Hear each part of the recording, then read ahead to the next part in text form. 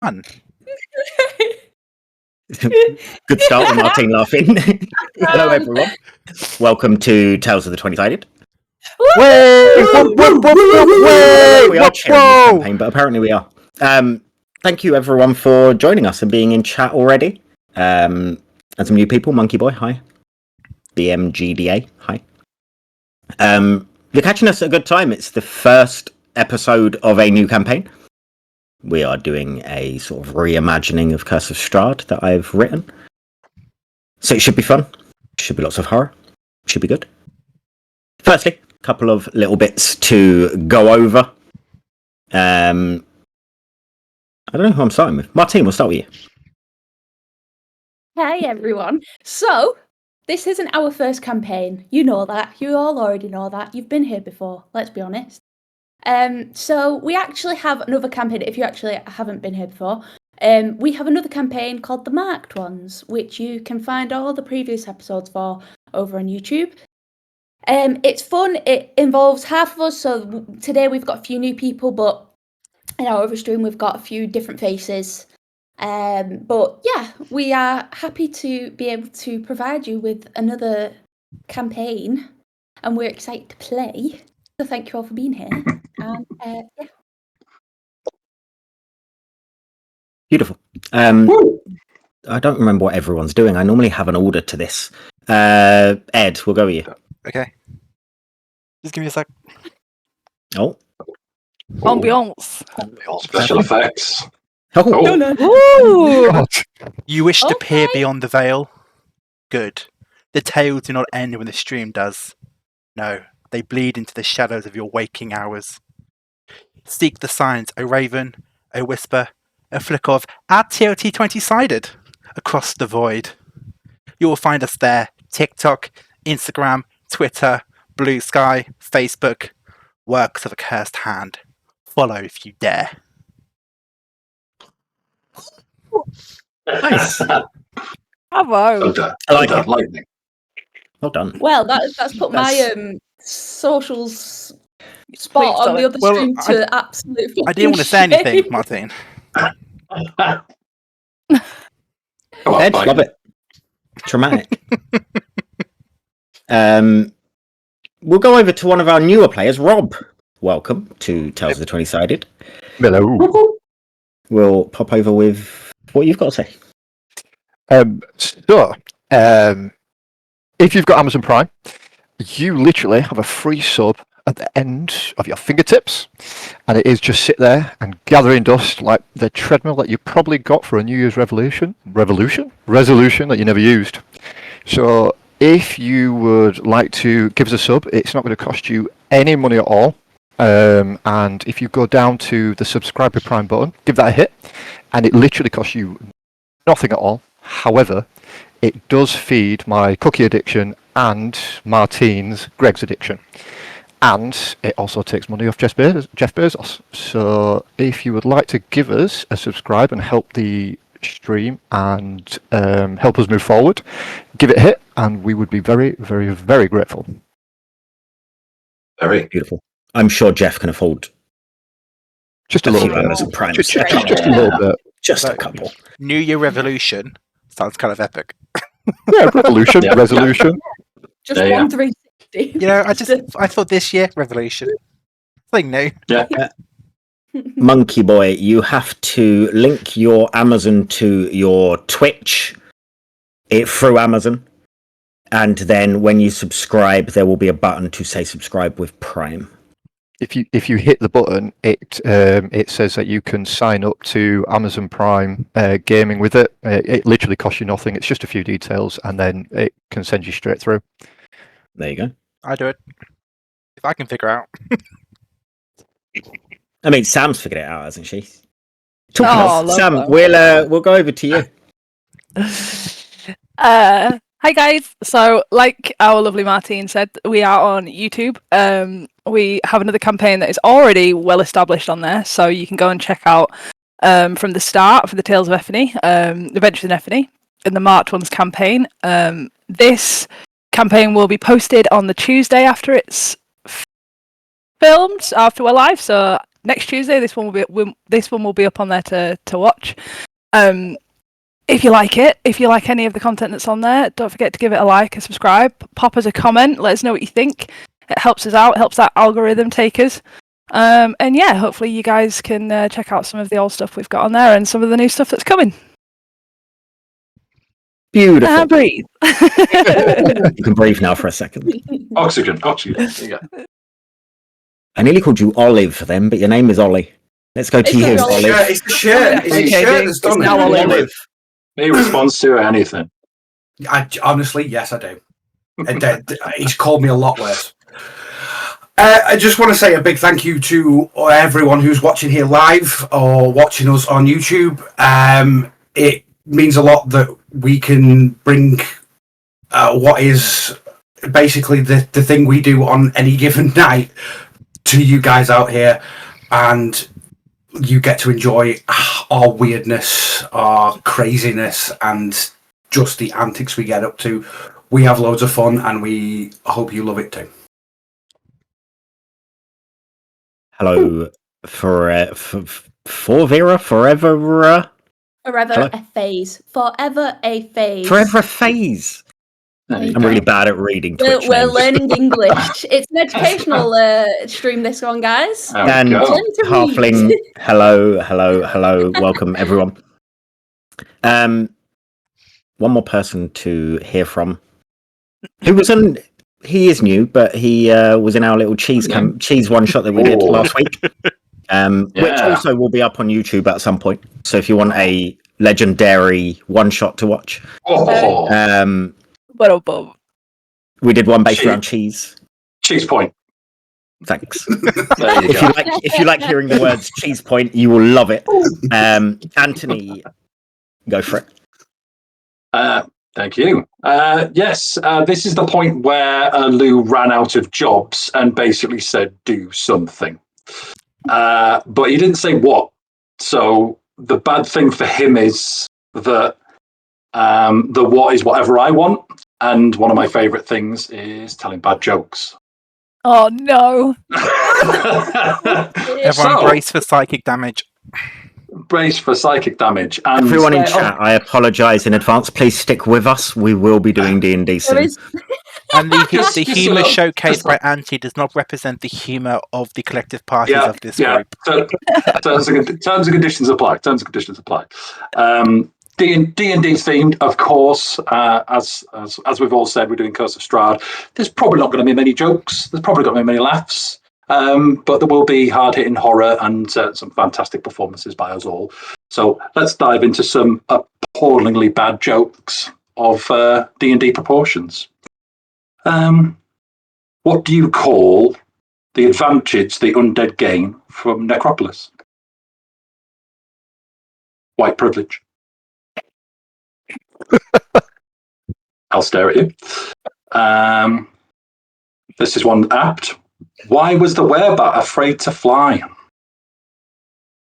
Because every cloud's got a silver lining. Oh, Oh. They're not getting any better, guys. They're not getting any better. okay. Do we have to surrender? I don't understand. I've just lost a Can we brain pause cell. it? There's a few more. Concede. Okay, I'll Let do me one more. I'll go. do one more. I'll do one He more. asked me. One more. He asked me how long this bit should be, and I said, a couple of minutes. Couple of minutes. I should have said Yeah, really. 12 Yeah. seconds. Bring it back down. I'll do one more. Do one more. That's tumbleweed in okay. chat. Yes. Okay. Yeah. Oh, it's what I go for, guys. I don't do proper jokes. If you cringe, you feed me. Two orcs walk into a bar, and the halfling walked underneath it. The intro. There you go. Roll the intro. There you go. Thanks. Roll the credits. Roll the credits. Roll the credits. Thank you, Anthony. You're welcome. You're welcome. Regretting my decision to say do whatever you want. Next time, assign jobs properly. Mm. Yeah. Will I be back again? Will I be back doing this again next week, guys? Who knows? Stay tuned for that. Yeah. Another quick shout out just to the people who have kind of made, not for us, but made all of the maps that I'll be using in this campaign and lots of assets that will be in the break screen that we have in the middle, and in an intro when we get round to making a proper one, and that is Benio's Battle Maps. They are a German group of people, I think it's a small amount of individuals, who spend their time making D&D maps using Unreal Engine. They are incredible. They have a full set for Curse of Strahd. They have been working on, I don't know if they have a full set for Descent into Avernus. They've got all sorts of animated maps. They've got scenes for your players to have in the background that are 3D and animated. They've got moving all sorts of stuff. They've got interactive holding screens for VTTs. They're incredible. They also make tokens, assets for maps, all sorts. So if you like the maps that we're going to be using and you like the stuff that they do, go and check them out over on Patreon. They are Benio's Battle Maps. I will put it in chat now.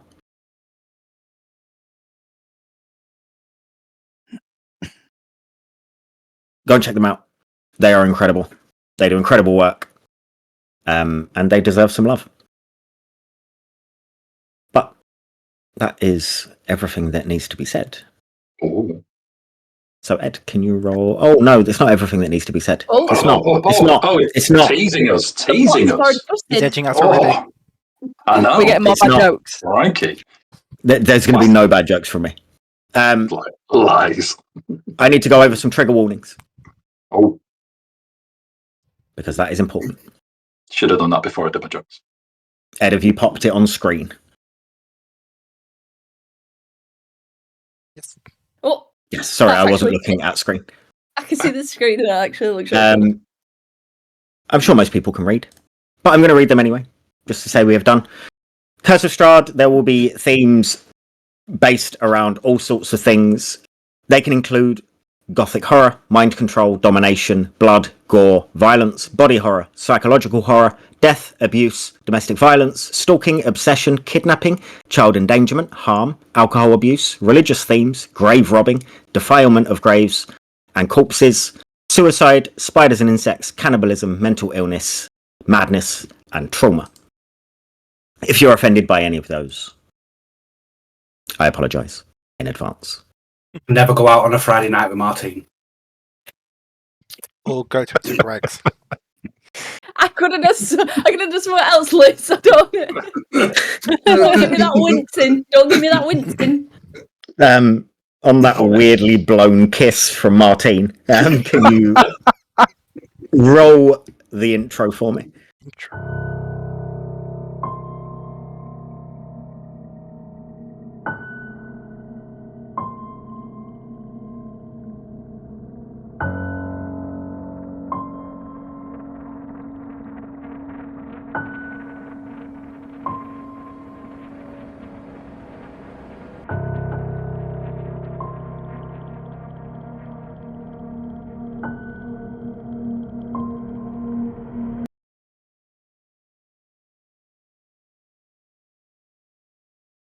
So,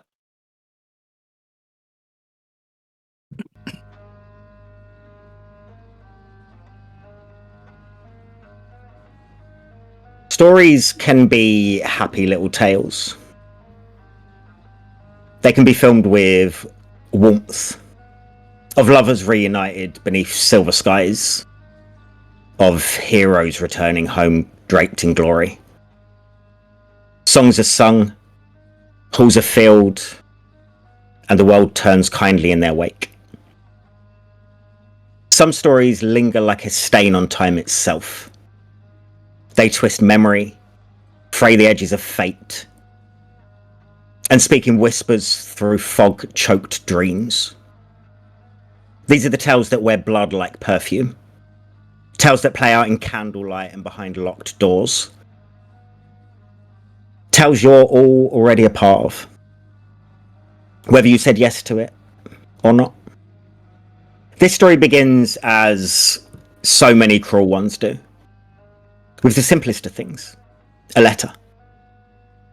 Written in a hand that does not belong to you. A room reserved before you ever knew you were coming. You're arriving, not to save anyone, not to triumph, but to play your part in a game already underway. You're not the first to be invited. You won't be the last. And somewhere beyond the mist, beneath weeping skies and bleeding moonlight, the graves have already been dug. And they bear your names. A few days ago, you all woke up. Wherever you were, whatever had just happened. And there was a letter there. You read it, maybe once, maybe again. You might have travelled, drawn towards the tavern it named. Perhaps you ignored it, dismissed it, left it behind. You may have crumpled it, burnt it, buried it beneath stone. It didn't matter. Each morning it was back in your hand, uncreased, untouched, waiting. You retraced your steps. You charted other paths. You stayed home. You got lost. You forgot. Still, day 7 arrived. And something has shifted. The roads that never led anywhere now all point in the same direction. The sky speaks in storm-coloured signs. The air tastes like parchment. You're not arriving, you're being delivered. The winding road has long forgotten its destination. Behind you all, it coils into the fog like a vanishing thought. Ahead, the only shape that remains is the tavern itself. The Duskmire Tavern stands alone, hunched at the edge of nowhere. Its slanted roof is weighed down by years of moss and gloom. Its crooked sign swings gently in the breeze. The fog hugs the building like an old lover, clinging to its cracked timber, obscuring the windows so thoroughly they seem painted over in grey. There are no lanterns lit outside. No voices, no signs of welcome. Just a solitary doorway, crooked and waiting, breathing mist and memory. Two of you are arriving first. Ed and Ollie. Can we get descriptions of what we see when we see your characters? Yeah, Yeah, I'll let you go first. Then. You go first. You see an elf, draped in shadow and grace, standing with the poise of someone who spent his whole life being watched, and making it look easy. His skin is pale, with a faint silver sheen like moonlight on stone, and his features are elegant, deliberate. Every expression measured, every smile honed to a fine edge. His hair is jet black, styled immaculately. Cut close on one side while the longer top is swept over in a sharp, deliberate wave. Dark purple and black courtier's robes cling to him like a tailored lie. Layered silk with silver trim and embroidery that seems to shift subtly in the light. At his throat rests a jagged red diamond set in blackened silver, a splinter of stained glass that pulses faintly as if listening. His eyes are cold but alert, and when he speaks his voice is smooth and low, like a secret wrapped in velvet. And this is Zarathus.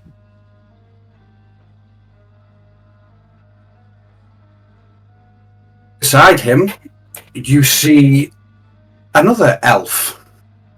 Ashen grey skin. Quite pale, almost as if a corpse reanimated. He is bald, and as you would appear, not through choice. this outlines razor sharp ears that almost look too sharp to be a normal elf. The main feature you notice about this man is his purple irises. They are iridescent, and if you look closely, you can see swirls of multiple shades of purple running through as if pulled by some tidal force one way and another. Dressed in a similar colours of the black and purple to Zarathus, his is much more functional. It is more leather, more armour. There is a slight flare to the purple tunic that he wears underneath this, but it doesn't lather that this is a purposeful, almost uniform that he wears. It is very matching as well. So he wears his weapons freely, and you can see him as his two hand axes are there, wrapped with purple handles, and his boots are trimmed with purple as well. He's moderately tall, quite lithe, skinny, very, very thin. He has a stern look about him, but if you keep staring, you'll notice that there is a playful smile about him every now and then. And that is Sandor. You guys have been walking this winding path as the fog built around you, and are led up to this tavern. It waits for you.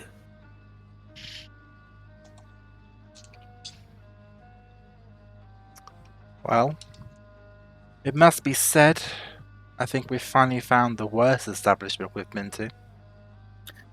I was going to say it's a bit down market from what we normally go to. Well, you don't think we'll have to stay here? Dad, they've washed the sheets. Well, we'll make the best of it. We always do. That's true. Find the author of those fine pen letters. They seem so insistent on speaking to us. I fear we may not find the author of these just yet. I think we may be playing a little game. Do you think? My. It has been a while since we've played a fun game, hasn't it?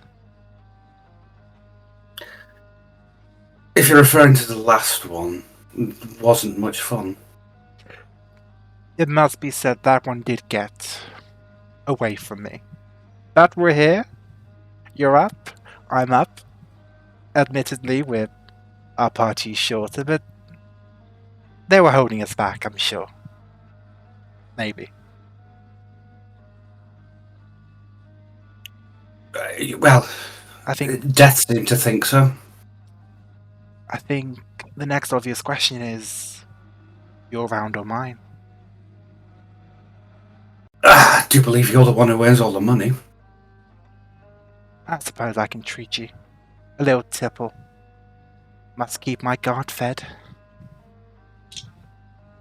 As you head up and open the door to the tavern, it creaks slightly. And as the inside of the door leaves the frame, you hear the sound of chairs being pushed back and scraped against a wooden floor. It's loud, this sound, as if all of the chairs in this tavern have all done it at once. You are met by a tavern that is empty. The interior is lit by smoky, lantern-filled light Chairs are sort of half scraped back from tables. There are boots sat at the entranceway. There are glasses on tables, with froth still running down the rim.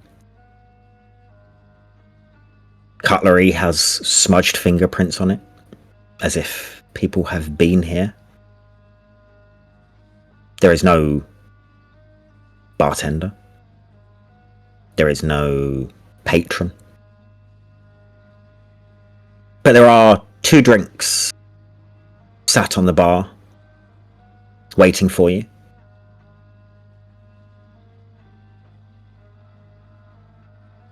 Was it something I said?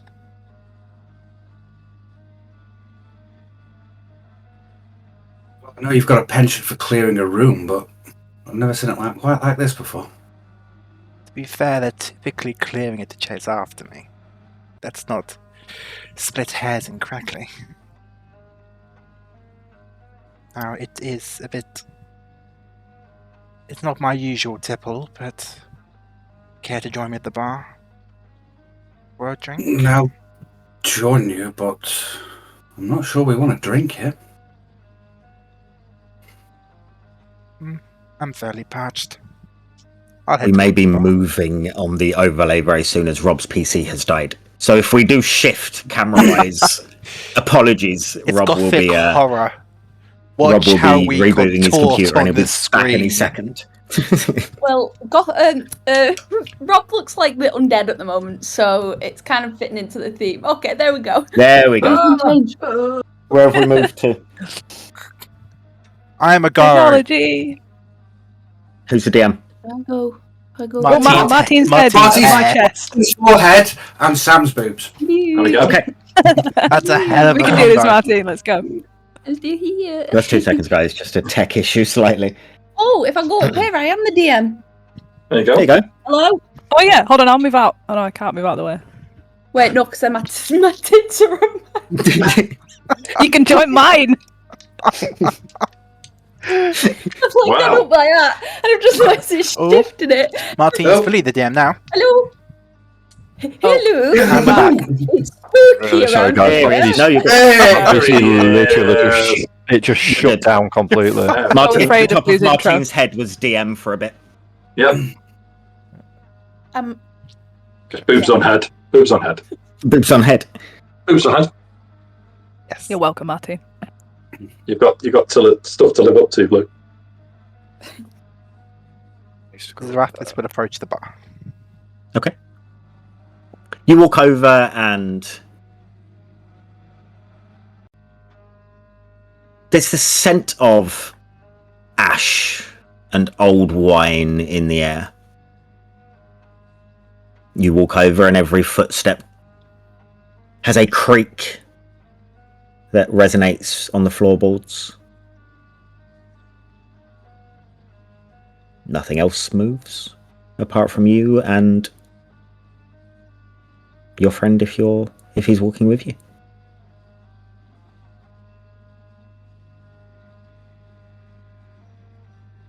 As soon as we approach the bar, Sandor will take both mugs, jugs, glasses of ale, whatever they are, and he will tip slightly onto one finger each one and just taste them. They're fine. They are ale. They're a nice ale. You do not have to make any checks for Okay. poisoning or anything like that. It's what he would normally do. He would normally check the drinks before it, and he will then slide one of them over to Zarathis. Wonderful. Zarathis will... Okay, Sandor. And this is quite new to Sandor, but you'll see wisps of shadow cut on his hand as he waves it over their glasses. And he'll use prestidigitation to clean up the glasses and also the bar area. Because God knows where this has been. Sure. And then bring it to his lips. I must say, It is terribly uncouth of us to arrive early to this little shindig. But might as well drink while it's here. Yes, and you do know my rules. I do like to be here early. I don't like to be surprised. But it's so boring being here early, though. You gotta watch people come in, and then they see there's no entrance for yourself. You know I love an entrance. Eyes upon me. I do You it can so go well. around the back and come in afterwards if you really want to. I shall hold you to that. As you guys are settling in, Anthony, can you please describe what we see when we see your character? The character would immediately put a shape, shall we say. Quite tall, broad, and you would see fiery red fur covering his whole body that you can see, with his armor, studded leather armor covering his body. And as you eyes take its way up, you will see the beginnings of a shield, the beginnings of a spear. The shield is emblazoned with 2 horns and a hand that looks like that, as if a finger to a lips. And as your eyes cascade up, you will see Furbolg, a cowman, a somewhat sullen face, annoyed from his travel and having to make his way here. 2 very proud horns upon his head, and he keeps flicking his hair almost in a kind of emo-esque style situation as it keeps falling in front of his eyes as it kind of droops down. Very, oh, it's so hard being me. He will stride up towards the tavern, kind of very observant. You would see this individual looking back and forth, wanting to make himself aware of their surroundings. And if I may, he will stride towards and make his entrance into the tavern. You stride up the winding path that leads to the tavern. And as observant as he is, it seems like a sea of fog drifts off as far as the eye can see. You make your way over to this door that is waiting expectantly for you. Push it open. Greeted by the same smoke, lantern-lit tavern. 2 individuals standing at the bar.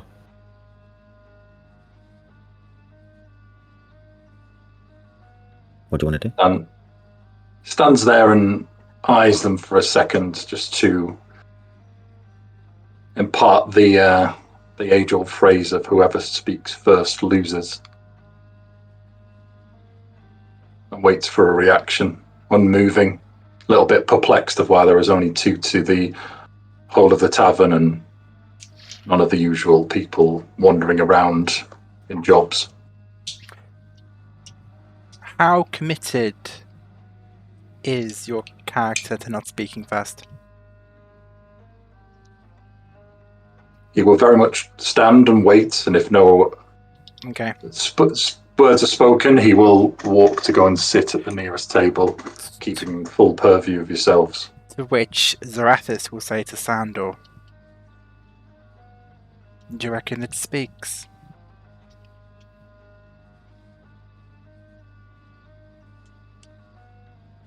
Don't know. I'm sure you can loosen lips and ease tongues as you normally do. Come, join us, stranger. You must have a tale or two.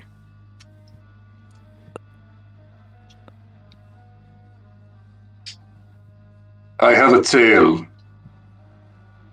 Not two. Just one. My, how intimate we're getting already. We are very far apart. I do not understand. As you are talking, a drink would apparate onto your table. Out of nowhere.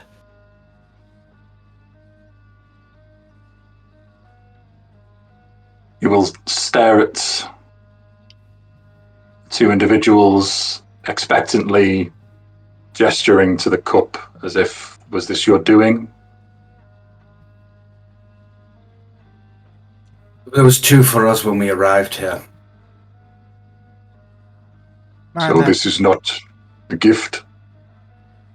Not from us. My magic tends to be a bit more substantive than a nail on a bar. Noted. So who is our gifter then? That is the question. And why are you the only two in the room? Again, another question. I can only imagine.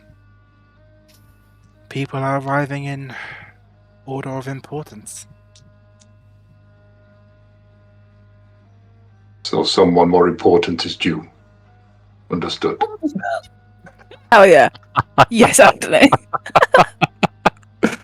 At this point, Sandor is going to turn around and smirk over his ale, just cross his arms and just. Or perhaps it just continues to go down from here. Case in point, really. Perhaps. Yes, that could be one way to look at things. As you two are getting well acquainted.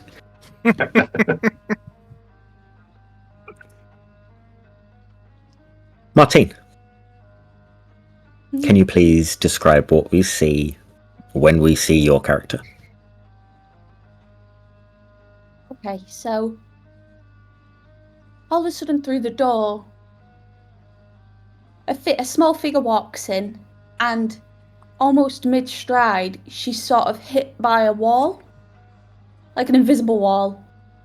So she's still half striding, and she sort of just stops and looks, and her eyes dart towards you three that are already in the tavern, and her eyes widen slightly.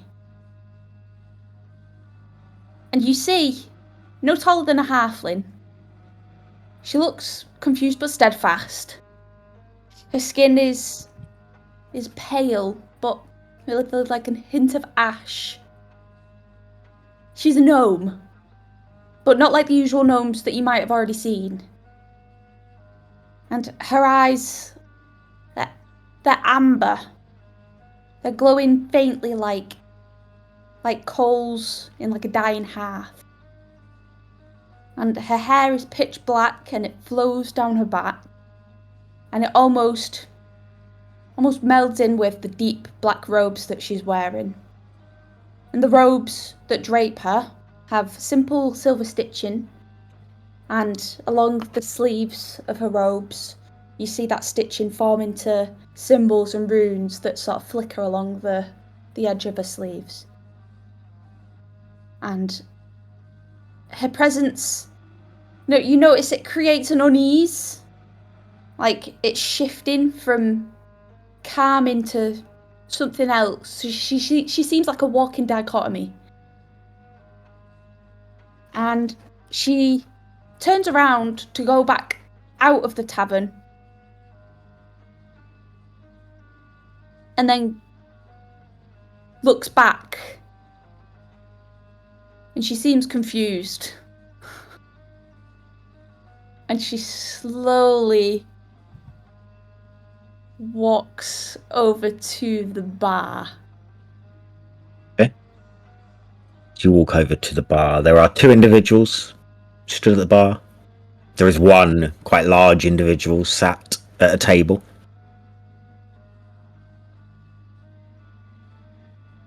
What are you guys doing?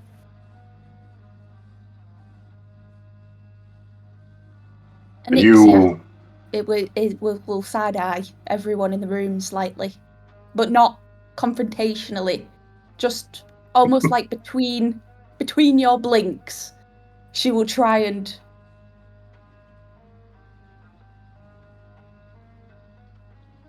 Guest or host, little one? Oh, are you talking to me? You are little? No? Oh, yeah. Guest or host? Oh, I don't know. Actually, You don't know if you're the host. I must say, as someone who's hosted an event or two, typically one must know if they hope to do it well. and Anixia will she'll play with the hem of one of her sleeves, her right sleeve. She's sort of playing with it a little bit, and you notice that it's slightly frayed already. Like this isn't the first time she's felt the hem of her sleeve. I'm not. I was just with my party. She sort of looks back again to see if they've magically appeared.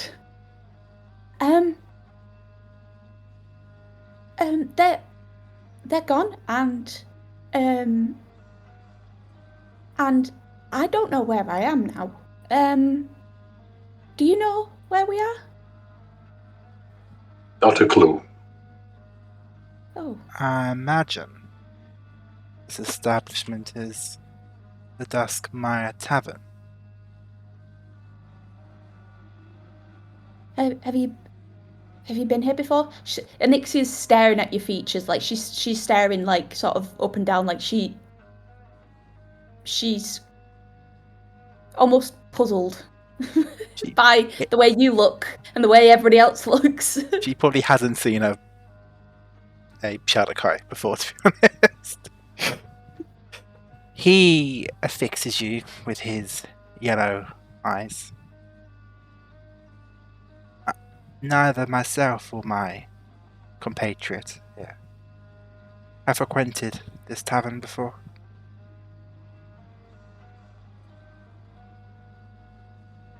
We, like yourself, found ourselves here.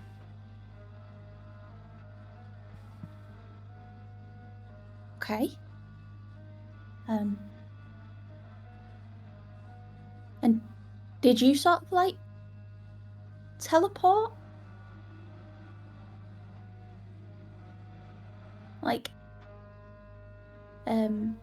she sort of like, she can see you sort of like looking at her with your eyes, and she finds some sort of like calming effect in the yellowness of them, but also she sort of tries not to look you directly in the eyes. He tries to look you directly in the eyes. You'll see once this. he sees it's making you a little uncomfortable, he does it on purpose. You'll see that Sandor hasn't taken his eyes off you since you came in, except for right at this moment, where they will dart to Zarathis, and only Zarathis will hear him say, as he casts message. Should we really be telling everybody else how we got here? Or should we keep it to ourselves? DM, how did we? Did we travel here? Did we find ourselves here? Is that up to us? Over up to you. God.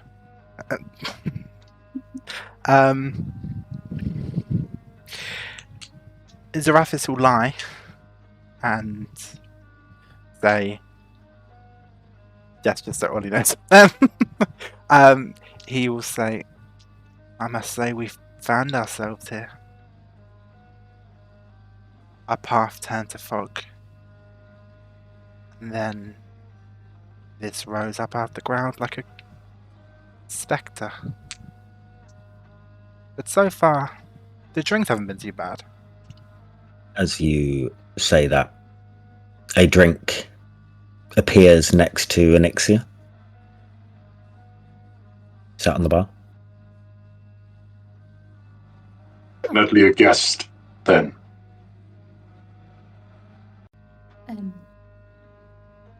Yeah. Anixia will sort of fiddle with something in her pocket and sort of reach for the drink, but she's not really going to sip any. She's just going to hold it like how she'd think would look socially normal. Roll me a performance check. Oh, the first roll! First roll of the campaign. Can be how you First hold the drink. roll. First roll. Most important thing in life. Oh my lord, I'm nervous. Which one am I going to use? I will use my little. Dirty. Okay. It's going back in the box. Oh no, it wasn't. It was. Oh no. That bodes well for the campaign, doesn't it? Give us that one, guys. Oh no, Martin. Half on That thing each in other. jail. So this, Hold on. so this week on Lou TPK's All His Friends. Two. You try your best to look socially acceptable, holding your drink. But what you're fidgeting all over the place. Your hand is shaking. Your leg doesn't feel right, so you keep moving it and trying to mirror other people's legs and adjusting your posture. And everyone can see how uncomfortable you feel right now. Art imitates life, man, because this is too close to home. I can't. As you stand there looking really awkward, Sam, can you please describe what we see when we see your character? Yeah, so you'll probably during this interaction hear the door go, and if you turn to look, you'll see a halfling. She has auburn hair that kind of falls in like deliberate disarray, an angular face that looks sun-starved but not fragile. She has a cloak that trails behind her. Silver piercings line her ears, her eyebrows, basically anywhere on her face there's piercings. She has got quite perceptive eyes that never stop moving, like she's scanning continuously. Underneath her cloak, she kind of wears like a tunic that's cut at the midriff, with a mix of like orange and red fabrics that have like been stitched together. The tunic's lined with fur. At her waist is a belt. Hung on the waist are like various trinkets and tools of deception. And if you look closer, you'll probably see a bag hung there that's the colour of rust. Her trousers follow the kind of same pattern, orange and reds down to her boots that are quite thick and sturdy and old and worn. She's kind of full of quiet threat, and she seems to be scanning corners of the room where maybe a normal person wouldn't really think to look, like she's listening. As you kind of take in her appearance, you'll see that she looks a little bit bruised. She has a bit of a fat lip. Looks like she's been through something. And yeah, as Jix strides into the tavern. Before we get to what's going to happen, Mr. Shields, thank you for the follow. Just thought I'd pop that out there. As you stride into the tavern, checking your surroundings, eyes darting around, the rest of you would notice, as well as you, the lantern lights of the tavern will flicker twice upon entrance. And Halfling, thank you for the follow also. Thank you. On the notice the flickering, Sandor will put one hand on one of his axes, and the other hand will go straight down, and his fingers will start slightly twitching, almost gunslinger style. Zarathus Western. will lay a hand on your arm in a gesture of just wait. And he will nod his head, but he will not move from the stance. And or you will hear, and only you will hear, you will not be needing that. Whispered through a breeze that doesn't exist. His eyes will dart, looking. He won't turn the head looking, but his eyes will dart as if he's scanning the room now. The only new person in this room is the person who's just walked in the door. To which his eyes will then fix. Okay. I should probably stride kind of halfway in. I say stride with wariness, but and kind of look at you all gathered, strange array of creatures, and just be like, "Sup?"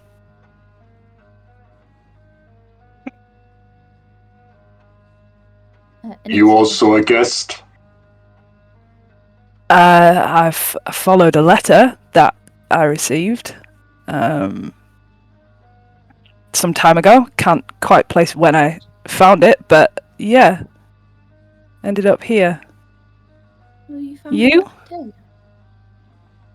Yeah. Oh, did Well, I more woke up with it in my hand. Strange circumstances. And did I sort of look towards the rest of the group? Did you all receive a letter? Yes, little one. I've also got a letter. And I would presume you both have a letter, as you uttered words from the page. It definitely could be said that we received a missive or two.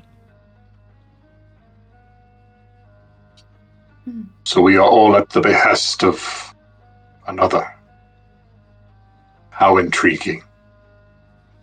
Did you say there was somebody in the? Did you say there were other people in the? Like, there's somebody behind It the is tavern? empty. Behind the bar? Right, okay. I will walk up to the bar. As you start approaching, a drink appears in the direction that you are walking. Sat on the bar. This one mine? Any of yous taking this one, or? I sort of gesture. It appeared for you, no? It's a neat trick, isn't it? She'll take it. What is it? What do you want it to be? Don't know. Ale? Good old beer. Do a beer. It's an ale. She'll take a sip.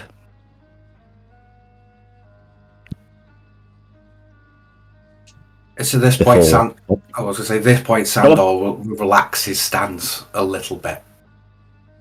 He'll take his hand off his axe, but his fingers will, his other hand will still be down at his side with his fingers twitching slightly.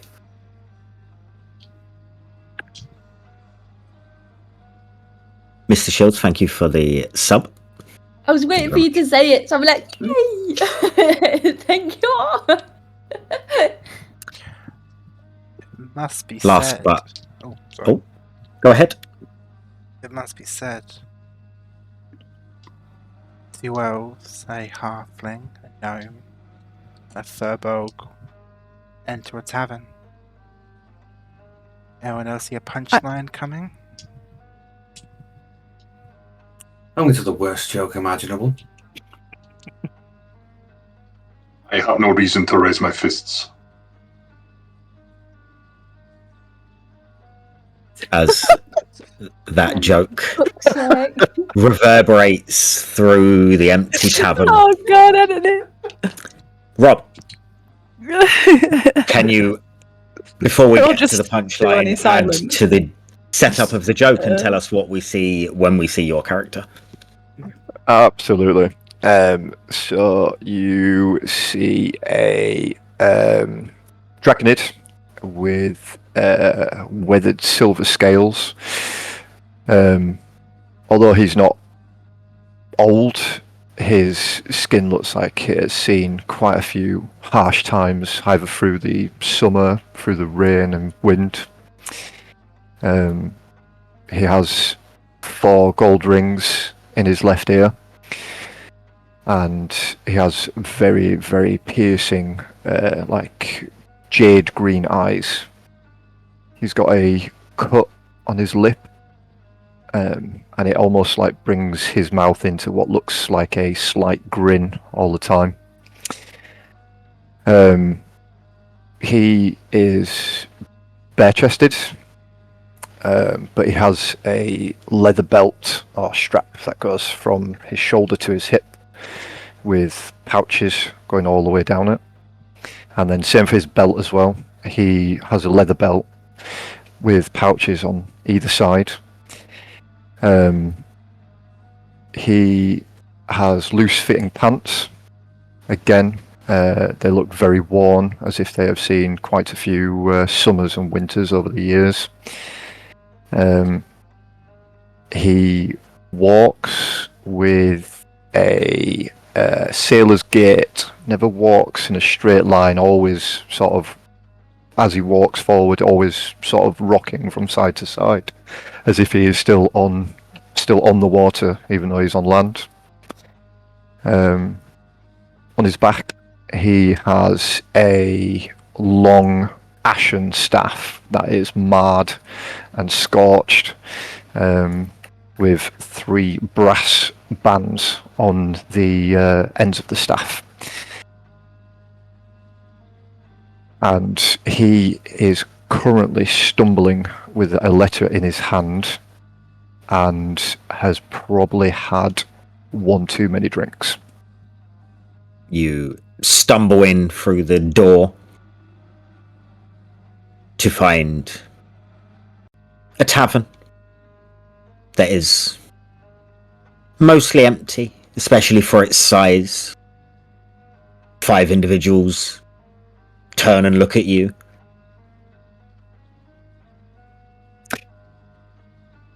Well, this looks like I've just walked into a really bad joke.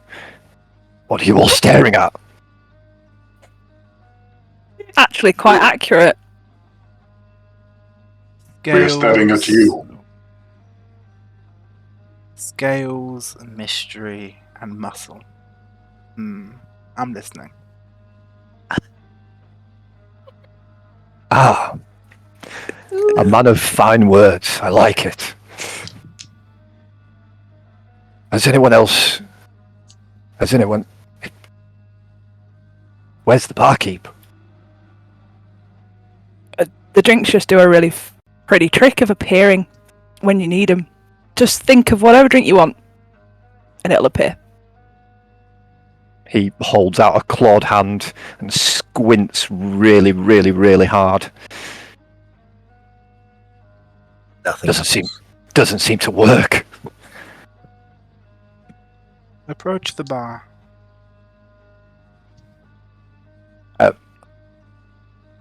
Okay. And I approach the bar, and I slam the letter that I'm holding onto the bar. Stagger over and slam your letter down. No drink appears. There's now a letter on the bar there. Anixia doesn't say anything, but she slides her drink over to you.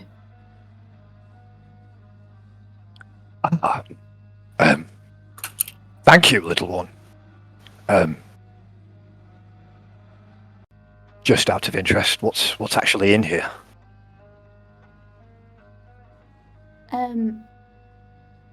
I don't know. If I give it a sniff, is it Smells like again ale. bottoms up, and then I just knock it straight back? Okay. As like that's happening, imagine Nixia would be. She'd take a deep breath, and the smell of ash will calm her a little bit, and her shoulders soften slightly, and she sort of mumbles something slightly under her breath, and then she sort of seems a little bit more at ease. Who has got the highest passive perception? Oh, 13. That will not be me. Any advances on 13? 14. 14. 3 14s? 4 14s? 18. 18? No way! oh, There we go then. damn! Man's got them goggle vision. That is it with perceptive goat. Not goat. Cow. God. Oh, the blasphemy. Oh, I meant cow. Sorry. you better move on, Lily. Better move it. I meant cow.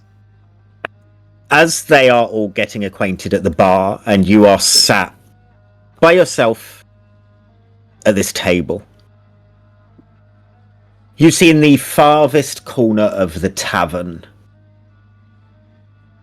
a single round table begins to glow with a kind of unnatural crimson hue. It isn't cast by flame, though a candle does sit at its centre.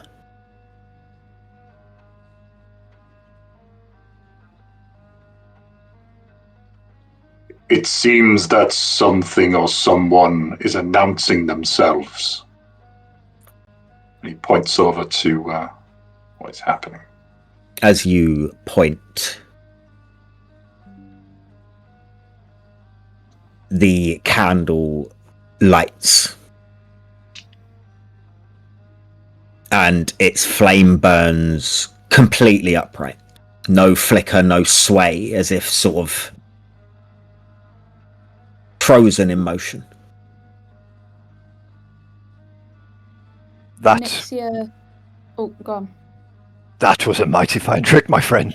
You pointed at the candle and it grew brighter. What magic you must possess. Not I. Somebody else is creating the mood lighting. Anixia walks over to the candle and moves her hand in between it, sort of like, you get what I mean? It does not shift. As in, like, like, I put it through and it's just Your hand still. just goes through the flame. Right. Can I walk up behind you and seeing you try and make it move? Can I just blow it? You can. You blow it out. Shit, hopefully it comes back on. Anixia sort of feels the warmth that's left on her fingers and sort of like the ash that naturally, you know, kind of like the black soot that like fire leaves, and she just sort of rolls it between her fingers. Feels real. Can Zarathis, as silently and as subtly as he can, prestidigitation the candle lit again from where he's sitting? You can, and it does not work. I may have prematurely blown Goes in the that. air. Sorry. Wow. I just figured if you couldn't make it move, then blowing it out wouldn't be possible. Weird. As you two are closest to the table, you notice that the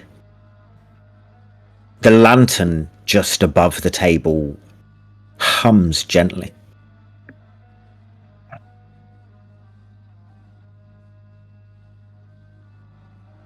You hear that?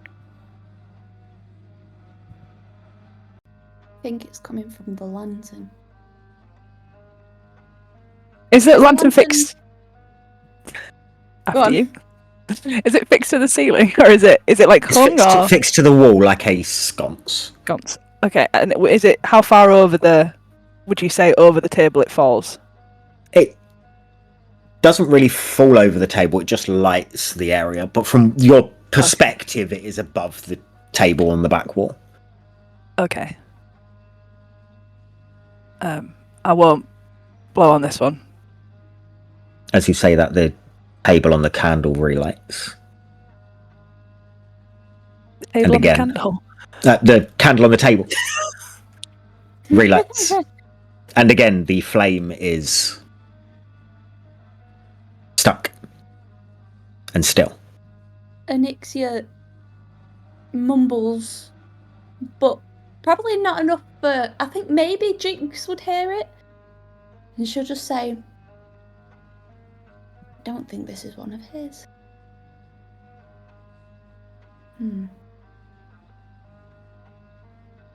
As Anixia is thinking that to herself,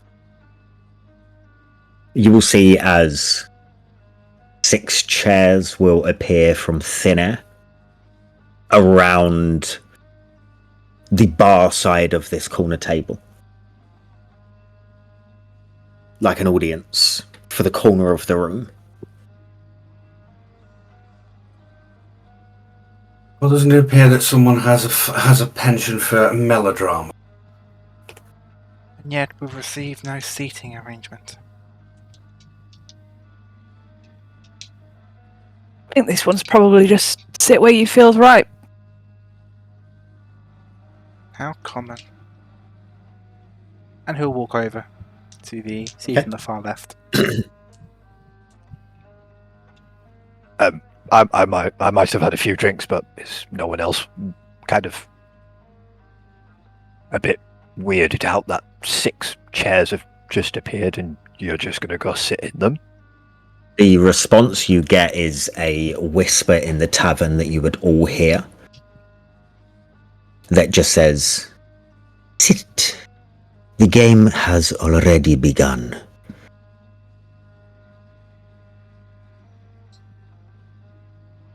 As Sandor walks over to sit next to Zarathis, he will just say, "Did you hear that?" I did indeed. We were right. Called it. There is a game. Anixia will walk over, but sit furthest away from Zarathis. Sure. I'll take whatever seat is nearest to me, whoever that's next to. I dropped the dice. Grab the dice then. I don't know Pick where your it dice is. up. Oh my god, you do this every time! I know. I fiddle with them in my. I use them as a stress ball. You've got to bring backup dice. I've got You've got to have loads, fiddle but I like dice that one.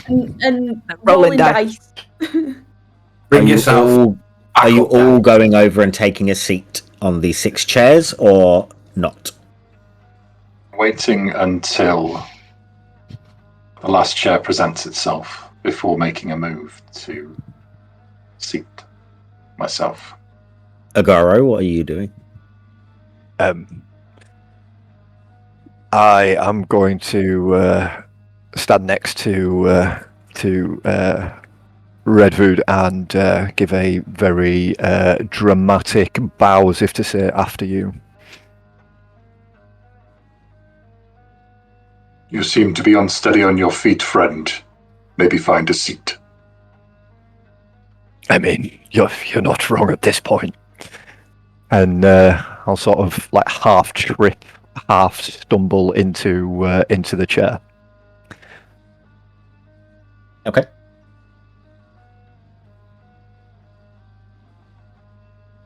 Will stand, retrieve spear and shield. And then presumably the chair that's left is kind of amongst everybody? Yeah. There's not an end chair left, so No. You're going to have to find some room. Policing himself. All the chairs move.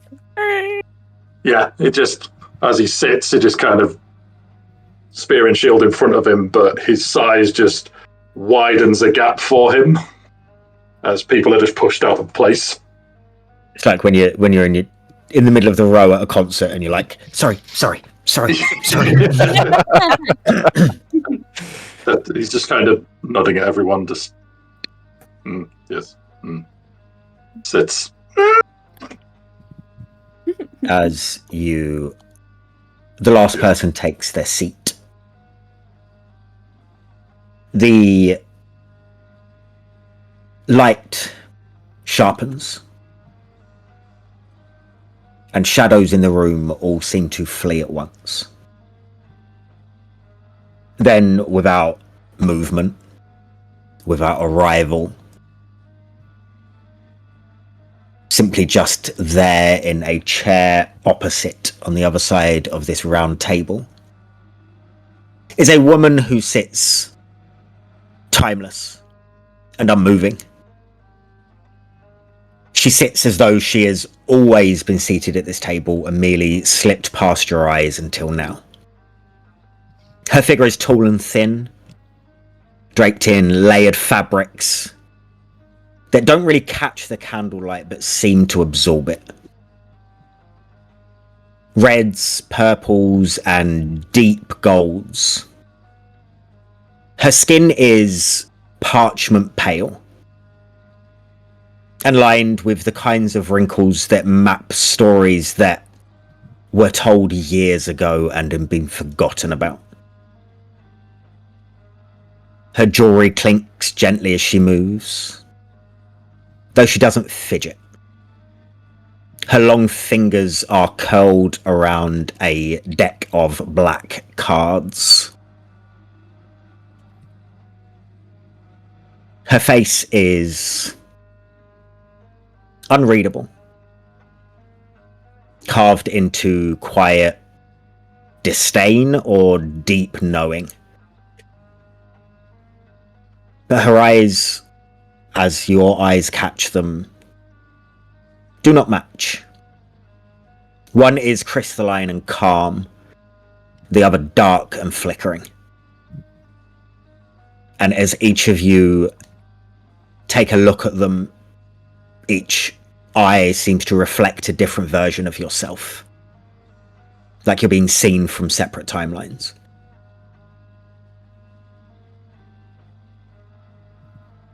You have all been chosen. I do not know why, not fully. He picks, and he plays, and the mist hungers. So you are here. So we begin. But speak not his name. It echoes in places we do not tread. Should you say it aloud, you may summon what listens. She just sits and stares at you.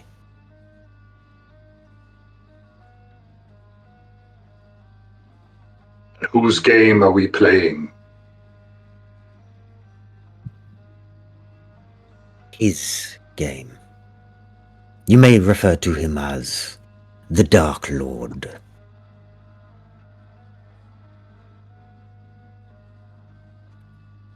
Not another name? This one matches his personality. Perhaps one without the melodrama. We are here to take a reading for you. One that will help you in your game.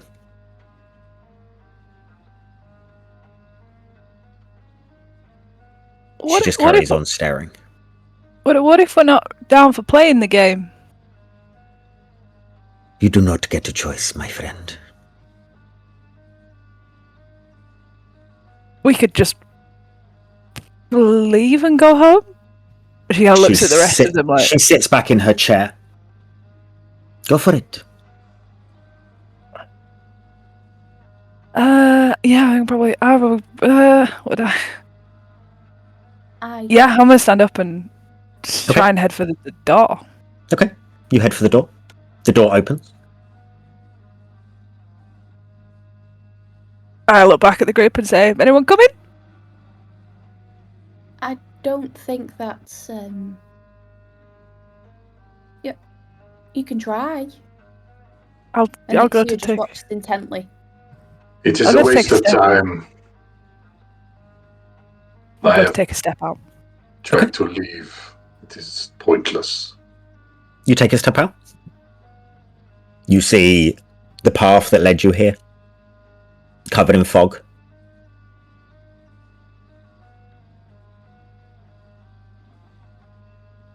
Would I know roughly which direction I came from? There is one road. Okay, yeah. Sorry, I will. I'll head back. Yeah, I'll head back down the road. I want no part of this Okay. game. I want to go home. You start heading back down the road. The lady in front of the rest of you. We will give her 2 minutes. And what'll happen in 2 minutes? Well, she's either dead or she comes back. I didn't realise the stakes were so high in a game of cards. I've played many a card game in my time, but nothing with stakes as this high. We are not playing cards. Onyxia will get up and sort of go to the doorway to see if she can see. Okay. Jix, as you are walking, you walk and walk and you walk past where you can even see the tavern behind you anymore. Just a wall of fog surrounds you on all sides. You hear a deep howling. Doesn't sound like it's coming from the direction that you're headed in. It seems to be sort of to the right of you. It's far enough away. Grab hold of and unsheath both my daggers, Okay. and just take a pause and a stance, and just have a little scan around. But I'll probably keep moving. Sure. As you keep moving, you start to notice a dark spot amongst the fog in front of you. It's like a building, possibly. Yeah, I'll head towards it. You head towards it, and you see a tavern stood by itself. I can knew that was The coming. door that awaits you. Yeah. Okay. Fair. You've seen this tavern before. You've definitely seen it before. Not 10 minutes ago in the other direction. Oh, would you look Imagine I here? let you leave and that was it. You weren't in the campaign anymore. there was a slight worry for a second. I was like, oh no. Realizing that obviously this is the game and this is what we're playing. I'll just kind of like, is Onyxia still at the door? Would she still be stood there? Or? You would see Onyxia at the door, yeah. Onyxia, you would see that she is already walking back in your direction. What, did you find anything out there? No, just this place again. That was weird. Yeah, it was weird for me because I was actually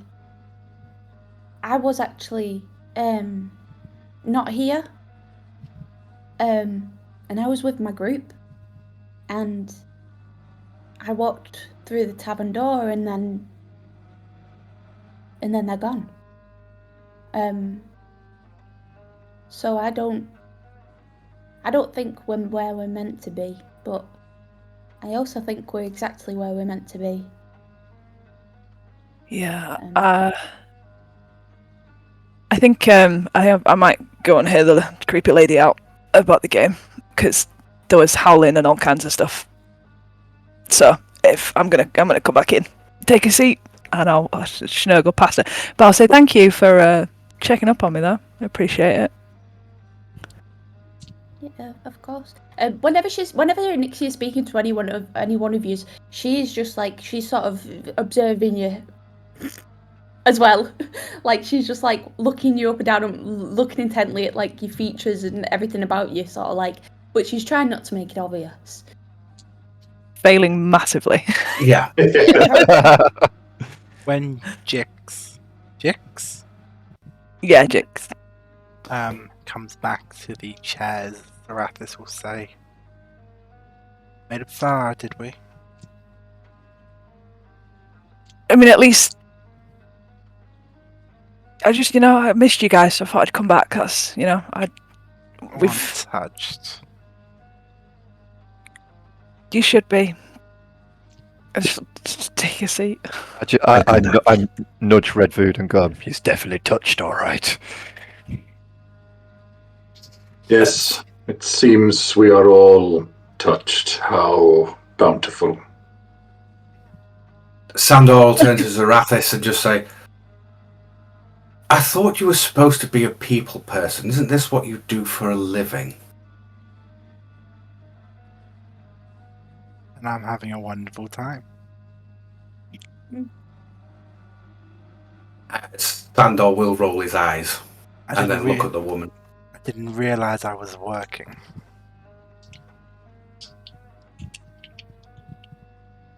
So he is the master of this game. Me? Absolutely not. You are one of his victims. Oh.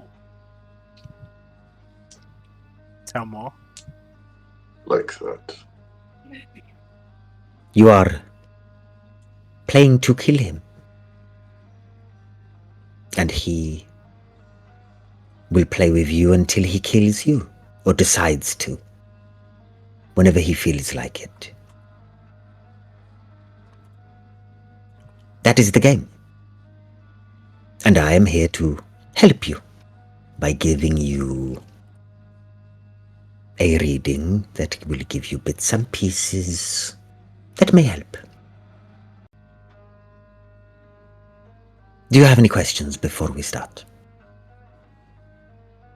When you say, Go on. I was going to say, when you say reading, would I get the feeling what kind of reading that, like? She has a deck of cards in her hand. You would be you especially would be well aware what kind of reading she's about to do. Okay. Cool. Before we go ahead with the reading, are there any rules to this game? No. Oh, okay. I just sort of like nod my head, cross my arms, and just start staring around the room. What a good question. Anyone else? Why? So this is a game of death, no? Yes, you are catching on quick. Well, you said kill and kill us, we kill him. It's kind of implied in the whole death situation. Yes. So, how do we kill him? We will get to that with the reading. I'm taking questions first. That was a question. But She moves on. Looks away from Redwood.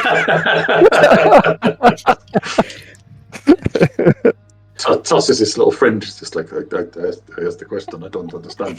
This was A little friend. Do we have a time frame on this game? no, I said he will. When he decides to kill you, he will. And are we to play Sandor? Unless we kill him first. Wouldn't that be wonderful? And are we to play it Why? in this? Sorry. Go. Thank you. I think it's like the 5th time I've tried asking this I'm question. sorry, Sorry. Go, Matty, go. I'm like trying to play like a soft-spoken, like non-interrupted. Yes. Well, it's working. Yeah. Everyone's just speaking over it. perfectly. Yeah. So, Why us? that was the purpose. You can go now. Okay. You beat me to it. Oh. Go on. Why have we been chosen? He chooses. He always has. Some for sport, some for silence. I did not summon you. I only listen. Hypothetical question. What if he didn't choose? What? What if he didn't choose? No, One of I heard the question, but what? What if one or more of us were sent by someone else? This is his game. And will remain his game.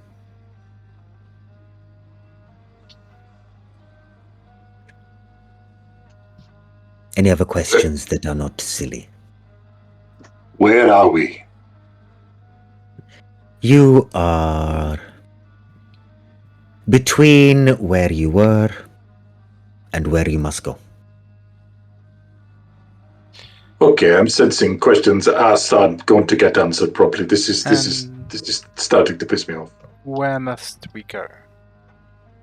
The playing board? You will be taken there in due time. It will call itself Barovia, but names lie, so do not trust anything. Then why should we trust you? Agreed. No one should be trusted, not fully. But I do not lie. I see, I feel, I fear, and I will help when the veil lets me. Until then, you'll speak in riddles and half answers. It is a talent of mine. Most liars say they do not lie. I am the only person that is going to help you right now. You can take my word or not. Your choice. Can Anixia look at her more closely and look at like the deck of cards that she's holding? Because I don't know if Anixia would know what she's gonna do. So she wants to observe them a bit more closely and see if she recognises anything about them. Okay. Roll me perception. I am not using those red dice. They can fuck off. While she's doing that, in answer to the last statement, you'll say, "You do understand our reticence about being pulled here."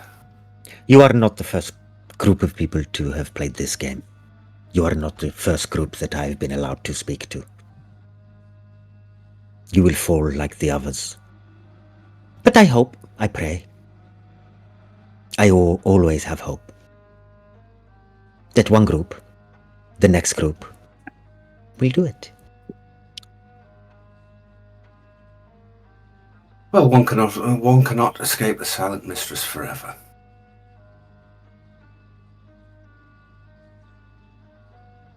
Just shrugs. What did you roll, Anixia? 21.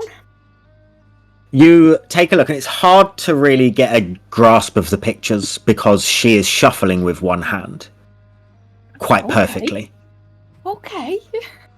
But you do see that there are illustrations on the cards.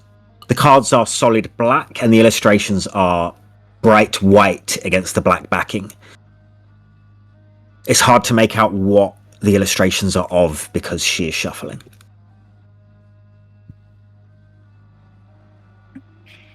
Cool. I've seen this kind of parlour trick before. It's all nonsense and hoodoo, voodoo, and crystal balls and cards. It's absolute nonsense, and I'll push my. I assure you that it's not. I've seen this plenty of times on street corners before. Then how did I know your name? At that, he is completely and utterly stumped with his mouth sort of like half ajar as if to answer, but just dumbfounded at that point. He leans forward and shuts your jaw for you.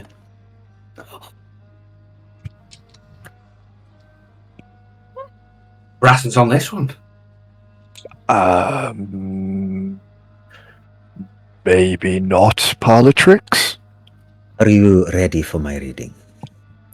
Or I are there more questions? I have one final question just before my reading. You know my name, and I'm assuming everyone else's. What is yours? Why, I am the person you are here to see, Madame Eva. That explains a lot in a letter. Anything else? Pleasure to make Is your this- acquaintance. And yours, although it will be brief. Is this a group situation, or is this like one by one, or do we have to like leave the room? What's the situation? It will be your fortune as a group. Oh, I already know my fortune. The spirits tell me so. If you say so. Did they tell you about this tavern? Not this Or tavern. this game? Specifically, it's kind Or of me? no, they did not. I continue. My reading will give you specifics about certain aspects of what you will need to do before facing the Dark Lord. She starts to shuffle the cards around. This first card will be telling you of history, knowledge of this great ancient one will help you better understand your enemy. She shuffles the cards around and closes her eyes and pulls one out and puts it on the table in front of you. The candle dims as the card hits the table, and the edges of the card glisten a slight red colour. Ah, the traitor. Her hands are silk. Her heart is ash. You seek that which the devil trusts most. Not in his castle, not in his crypt, but cradled in luxury, behind drapes and dust. The tome rests where betrayal still breathes, buried with bones that once defied him and failed. She is rich, respected, and utterly false. Find her chamber.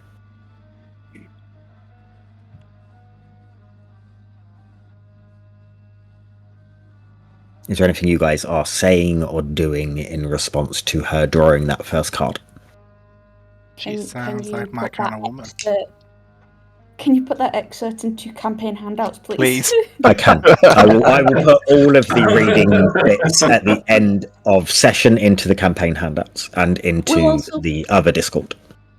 And That if one. you want to see that, you must join the other Discord. I would- Yes. Did we have that? The Disco and It's Discord. in the chat. Yeah, it's already on. It's in chat already. Oh, sorry. It's there again. Yeah, there you go. Double Discord just for you guys.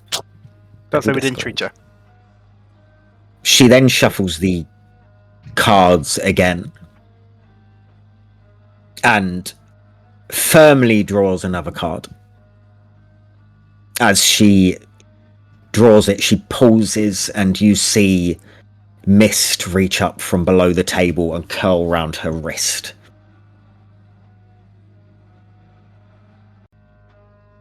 She puts it on the table.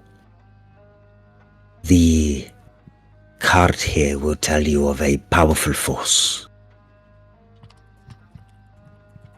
For good and protection, a holy symbol of great hope.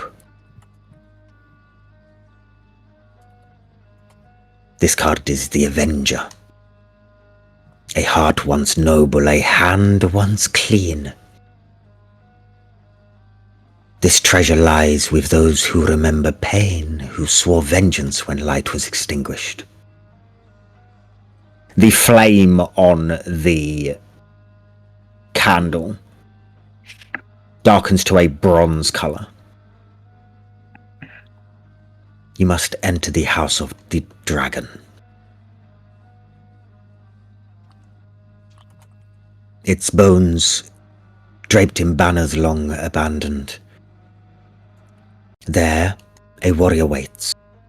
He does not sleep. His honor cracks like frost beneath ash. The symbol is with him. She takes a deep exhale. Argynvost watches still. If you bring the flame, do not burn carelessly. She looks at you all seriously, like with a stern look on her face. Name one more time, sorry, just one more time. Argynvost. Sure, yep, I've got it. I think I met him at a party once. You know these people? He knows everybody. Don't know me. I know people who need to be known. Then we would be well acquainted. As you chatter quietly amongst yourselves, she turns a third card. This is a card of power and strength. It tells of a weapon of vengeance, a sword of sunlight. As she puts the card down, the flame on the table again changes, this time to an almost amber color. The Hooded One. A faceless god. His silence devoured kingdoms. He waits beyond the last road, where mountains dream in snow and time forgets its name. She lifts the card up and leans closer towards you guys. But her voice seems to come from almost behind you. There you will find what once burned bright. A blade cast off, severed from hand and soul. It sleeps in stone now. You must climb, descend, kneel and crawl, whatever the temple demands. The sword will speak if it still remembers how.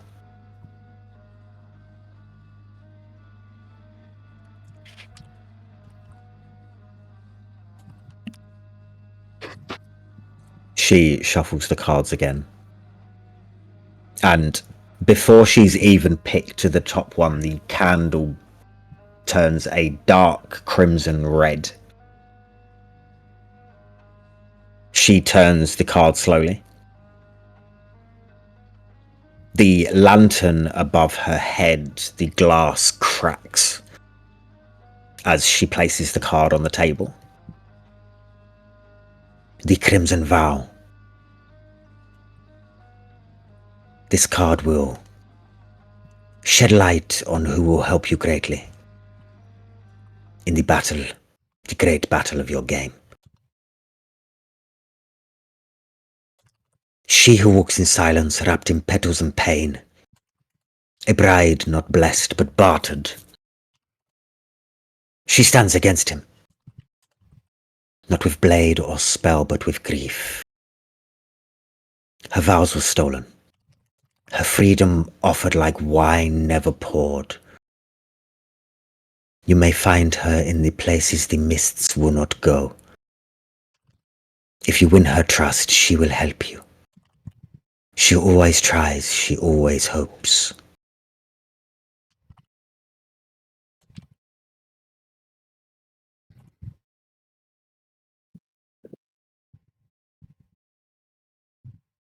She... Did you want to say something, Jix? You look like you're about to. I want to try and. Can I, knowing what I know about this type of reading, can I just kind of want to like seeing when the flame changed to red and that last thing, close my eyes and just try and see if I can connect with what she's doing, because I'm not sure if like I basically want to know if it's a gift or if she's hoodwinking us, basically. What's your passive investigation? Where would one find that? Oh yeah, Why there, your okay. passive perception? My little 13. bitch. A 13. Ed hates it because I ask everyone for passive investigation except for him. As far as you can see with the tricks that you know, she's not doing any of them. And if she is doing tricks, if she is doing little sleight of hand bits, she's good. good at it. Very, very good at it.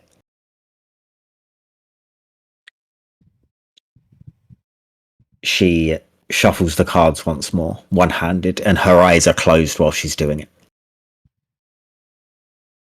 Need to learn that trick. She places the cards down and the top card flies up into the air and lands on its end, facing you guys. This is the final card.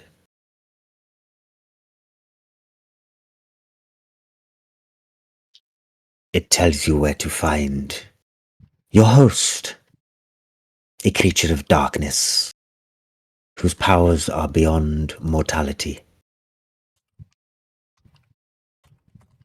The beast.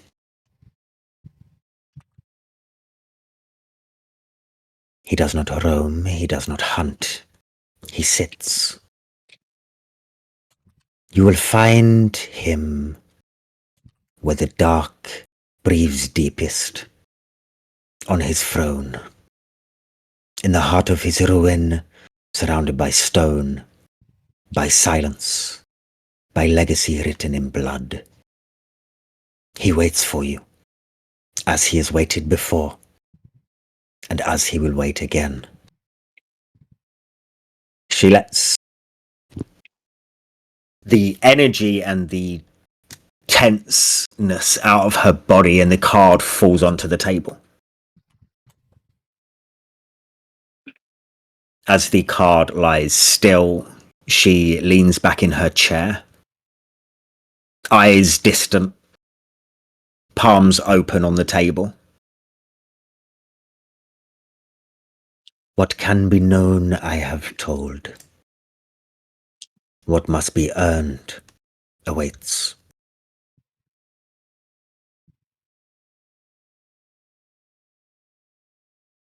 Rooms have been assigned, chosen for you all.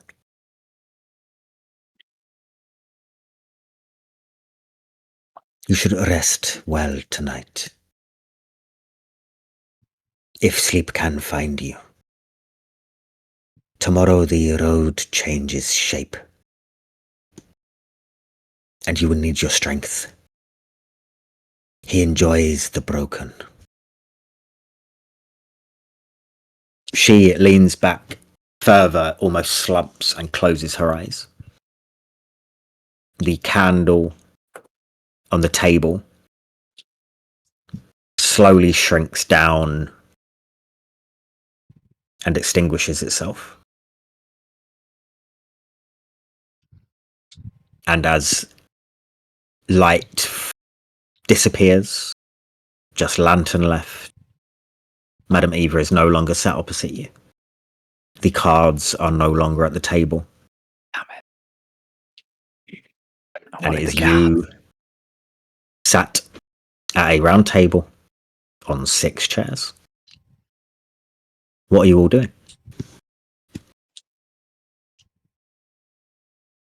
Well, show for the evening. Telling us of our demise. I have experienced better shows. I don't know. She looked pretty. You can see when she Dix's like eyes are a little bit more like in awe now. She's like, I've not seen a show that good ever. Oh no, I mean, as in, she foretold her death. It's not exactly the best show I've ever been to, and I'm told I will die. You granted the circumstances surrounding the game, victory is a little bit not favourable, but at least we've got tools that can help us now for whatever is coming next. Like your optimism. Thanks. You speak of victory like we weren't just told all that. Speak of death doesn't always mean that bad things are to come.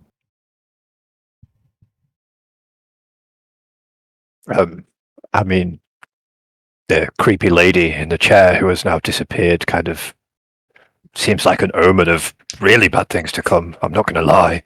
The card stood on its end and the candle was burning. I told you it's all parlor tricks. Sounded pretty real, though. I mean, what is really the threat? Death comes for us all. If there's one thing we all here have in common, one day we won't wake up. Well, that was dark. Jesus. We all have our time. She comes for And us when it is our time. And Ixia will sort of look over to like Zarathis and it's sort of like almost like a sense of like agreement glimmering in her eyes, like oh, you get it, kind of. Are you hiding this? No, you'll see my sort of He'll amber eyes, sort of He'll like. see it, and he'll wink at you. She'll sort of just lean back into a chair with like a half smile. Well, if we're going to be battling the Dark Lord, which I still feel is a melodrama in of itself, perhaps we should be better acquainted. We're halfway through this little shindig, and I've regrettably not introduced myself. You all have the great pleasure of meeting Zarathis, Bel Zarath, of House Bel Zarath. And what are you It is exactly? I am a many wonder of things. But do you speak to my species? Yeah. I could ask you the same one, little one. But I suppose I can show mine first. My compatriot and myself are at least what we refer to back home as Shadakai. I suppose the loose translation in this language you all seem to call common is Shadow Elf.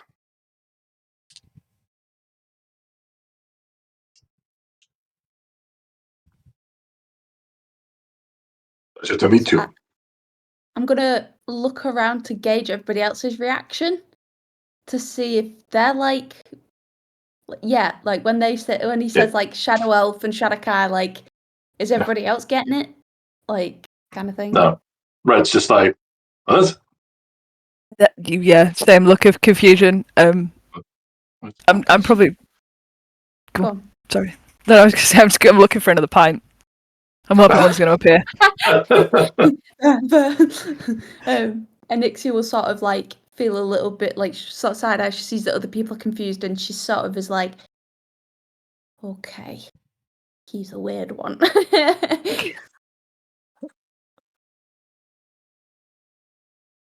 Jix, as you are looking for another pint, I'm assuming you've finished yours. Agaro, you've also finished yours. Okay. You two would start to feel really tired. Oh, for God's sake. I'm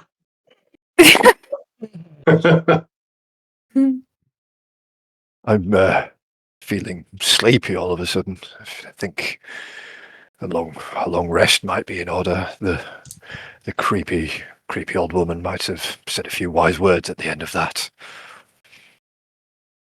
Yeah, I strangely feel quite tired. What was I? I was looking for a pint. That's what I'm doing. I'm looking for a pint. And she'll kind of like sleepily wander, still on that search for that final pint before bedtime. No pint. Our first evening together, and you wish to sleep? It's not asleep.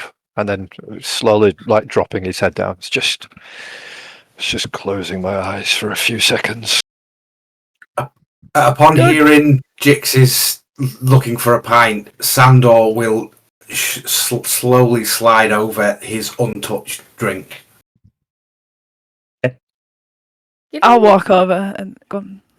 No, I was going to say, given my abilities, does it seem weird how quickly they've both sort of like deteriorated into sleepiness? Oh yeah, but one of them's pissed anyway when he first came in. And the other one, you don't know how long they've been. You know, if they slept last night, they could be just crashing from a long day and long experiences. I will head over to the pint that Sandor has slid over and look at Zeratis and be like, as you reach for said pint, it dissipates into nothingness. what is with this tavern? I want one more pint before bedtime. Like, it's so hard to get a drink around here. She'll say to the ether, the general taverness. Mm-hmm. You get no response. Seem like your usual tavern, no? This is clearly just a staging ground for what is to come. Yeah, normally you have to pay in normal taverns, and I just thought I'd, take advantage of the free on tap pint. God, I'm tired, man. Yes, I would give you advice to not drink free drinks that appear out of thin air. If it's free, I'm having it. What can I say? Choices were made. Maybe you should take heed of what your body is telling you and go and get some rest. Is there a staircase in this place? Does it look like there's an upper floor and bedrooms? Or yeah, there's an upper floor.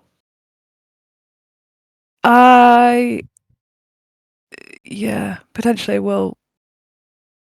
Or do I kind of? Yeah, I'll walk up the stairs and go and see if I can just find a bed to plonk on. And I'll turn around to the guy. There is a room with a sign on the door that says your name on it. I will carved out of wood. I'll lean back over the banister and be like, "Guys, we've got our own labelled rooms up here. Very Gucci." So what is I'll open the door. Ye old Gucci. Ye old Gucci. Ye old Gucci. You step into the room and it is completely different to anything downstairs.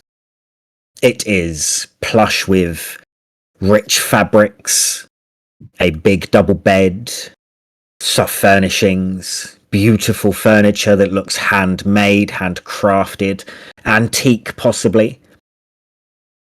Bed is a 4-poster. Comfy. It's well lit. It's warm. I will immediately start looking in every single drawer for something potentially valuable. They are empty.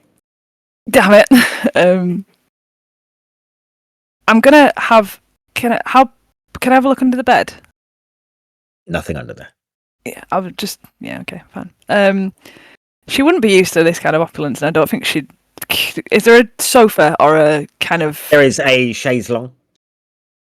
I will grab the pillow, wander myself over to the chaise longue, and not really know how to lie on it because is it one No of one those does. that's like shaped at the thing? She'll Yeah, kind yeah. of put her legs up the wrong way at the top of it and lie backwards, and assume that that's how you're meant to do it, and A reverse launch.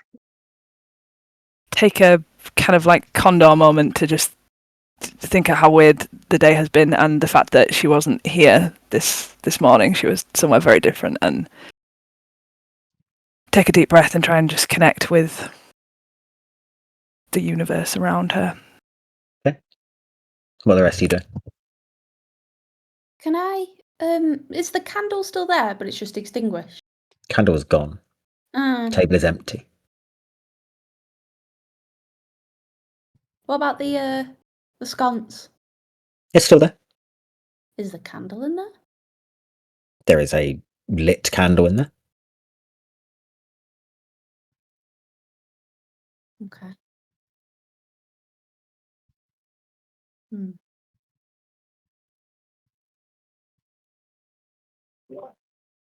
I am going to start letting out small snores as I am snoring into my chest, just sort of like little grunts and. Indeed. Are there any like bar mats or anything? No. There's nothing on the table at all. There are other glasses. There is cutlery. There's some tables have plates of unfinished food. Can I pick up maybe a bone of something? Sure. Chicken yeah, bone. chicken bone, yeah, and just like flick it. Sure, roll me Like, dexterity.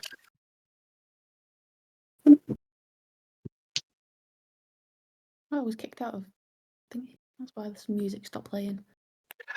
That's a 5. It misses and lands on Redwood's lap. I am not hungry, thank you.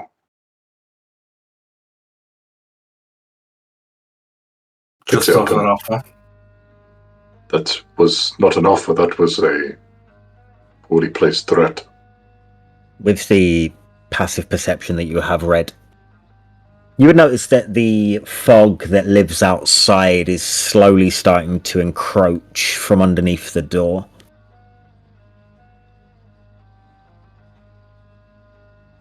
It seems that the game has already begun and we are to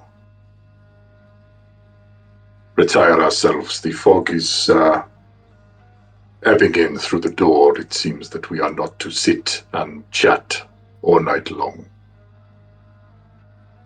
He stands, gives the drunken chap a nudge. I believe you need to wake up and go to bed, my friend. Just point me in the right direction. I will guide you. And for all those at the table, I will tell the other one in the morning. My name is Redwood Ashenroot. I am a spirit caller of the Whispered Horn. If we are to be in this together, we are in this together.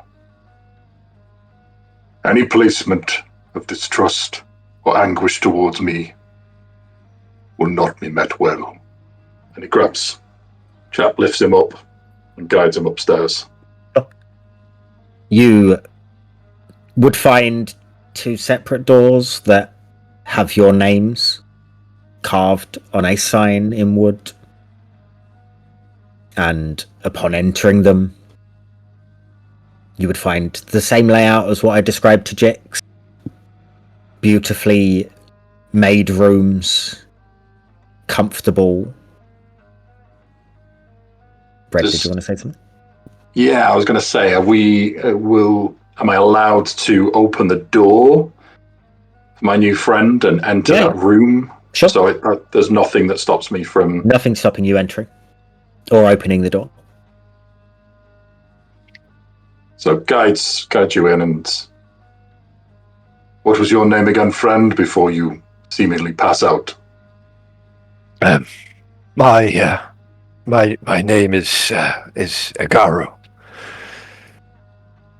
Agaro, you may call me Red. You have a very, very soft hand on my shoulder, Red, but this night isn't going the way you think it is. This is not my intention. And he just walks straight out of the room. Closes the door. Good night. And just walks into his room. It's just, look, hey, just trying to be helpful. At that, hearing the door close, I give like one look around the room, give a kind of, and then I kick my boots off and just literally swan dive into the bed that is in front of me. Brett will enter his room, kind of similar to Jix, case the joint, flipping everything, turning stuff upside down, looking in corners, sniffing. Nothing. Then he will create a mass on the bed and then pull a blanket and go tuck himself away from the door. Presumably it opens into the room and he can sit behind the door. Yep. Kind of pulls the blanket over him with his shield ready, and just sits and waits until he falls asleep. Okay. The three that are still awake, still up. What are you doing? And then there was 3. Anixia will, having just watched Red drag Agaro out, Anixia will she'll stand up and she'll walk towards like the exit of the room to go and retire, and she'll sort of just look back at Zarathis and Saldor and just sort of nod her head slightly and then turn and sort of stride out and stride to her room. Sandor is going to just watch all of this, and then he's going to turn to Zarathis and go, "And you said I was all work and no play." Quite the situation we find ourselves in. Do you really believe that we're here at his request? Or we're here at her behest? His, hers, theirs. Whose matters little, but her will can still be enacted. We have a job to do. It seems one no one has succeeded at before.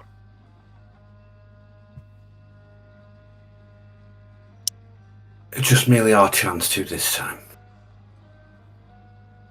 What do you make of the rest of them?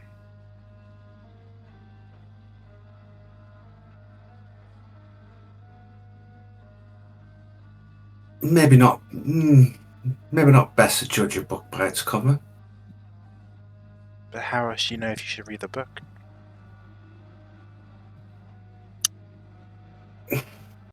The first time I met you, you were a complete arse. Now look at us. I mean, you're still a complete arse, but at least this time I like you. That's true. The first time I met you, I didn't bother learning your name. I figured I'd be cleaning your blood off my shoes at one point. Or at least getting one of the other of you to clean the blood off my shoes. But look at us now. Did you both have a passive perception of 14? Yeah. You see this fog is getting closer and closer to where you're sat. I think I do believe we should retire. You know I dislike being told when to go to bed. But, well, when the fog says go, suppose we should. It's not a life lesson I thought I'd learn. You listen to the fog, but you won't listen to me. The fog seems more sensible.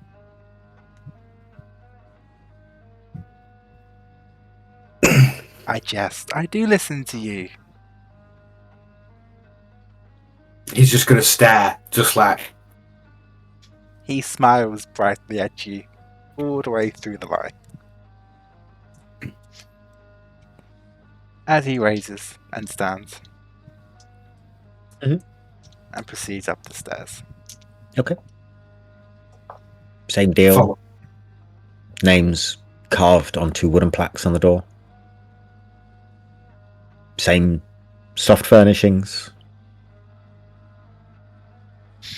Night. But as always, I want to point out, as always, Sandor will open the door for him. Okay. And check and always glance over the room first. Room is empty. He'll place a hand on your cheek as he says, "Thank you." Night, Sandor. Remember, if the bedbugs bite back. And he'll step into his room. Just with that, he goes, "Oh, you know I can do so much worse than bite." And he'll close the door. Okay.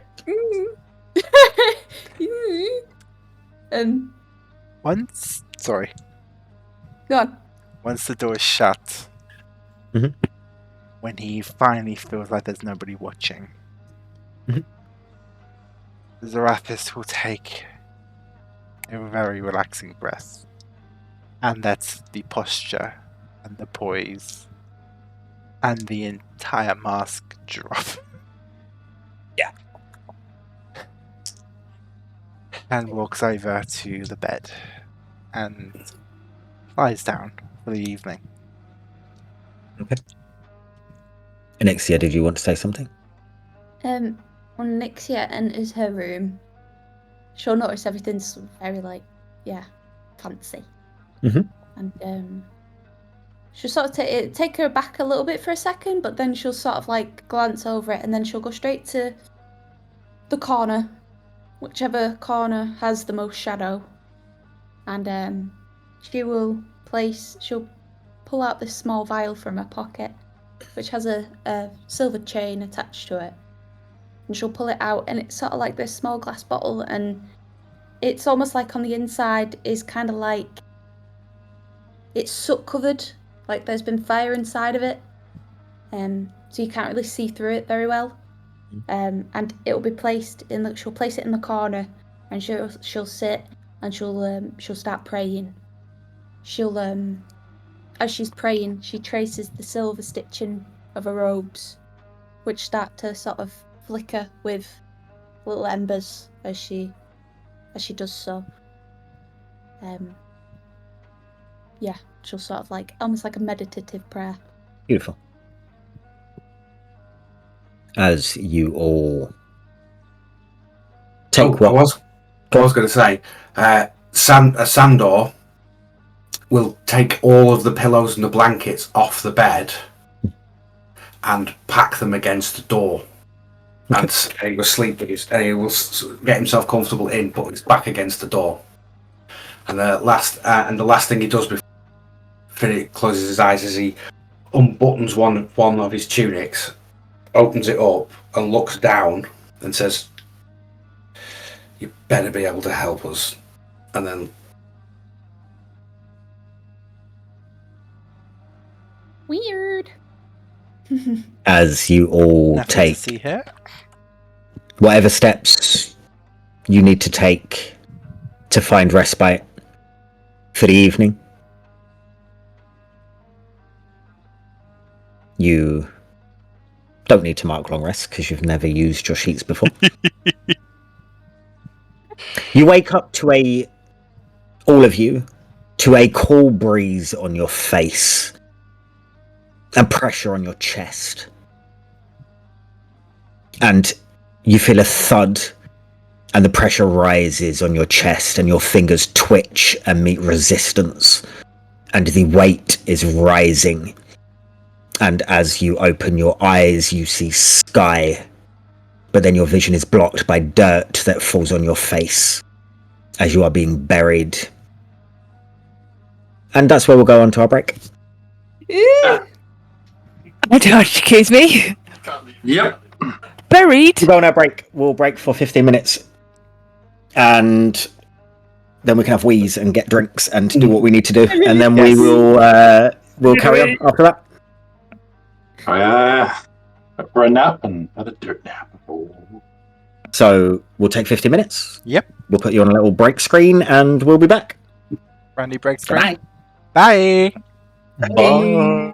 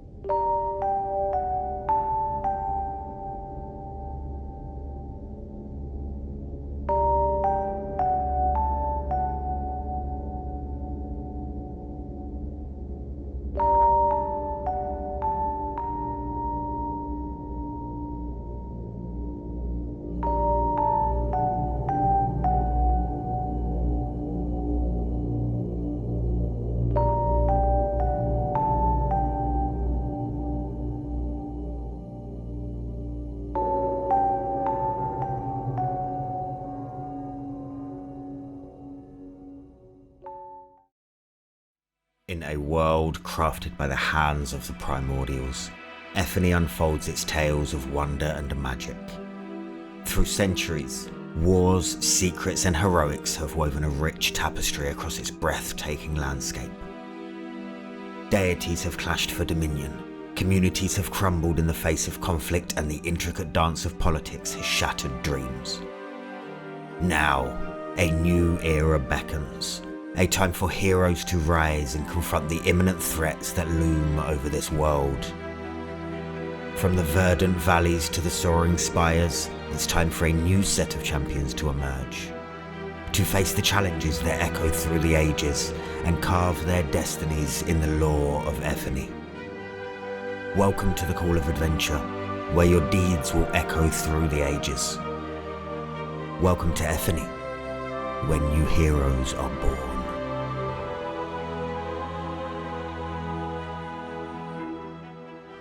Time to bring thunder. No, this is not happening. This is not happening. That's only if you dance. Sometimes you just keep dancing until you die. Muchas gracias. Dun, da, da, da, da, da. Yeah, we can do. Are you finished giving yourself a facial, or What? People in this market are weird. I drive my enriched blade up into its skull. you don't question the leader, Jeremiah? Matt punched a horse.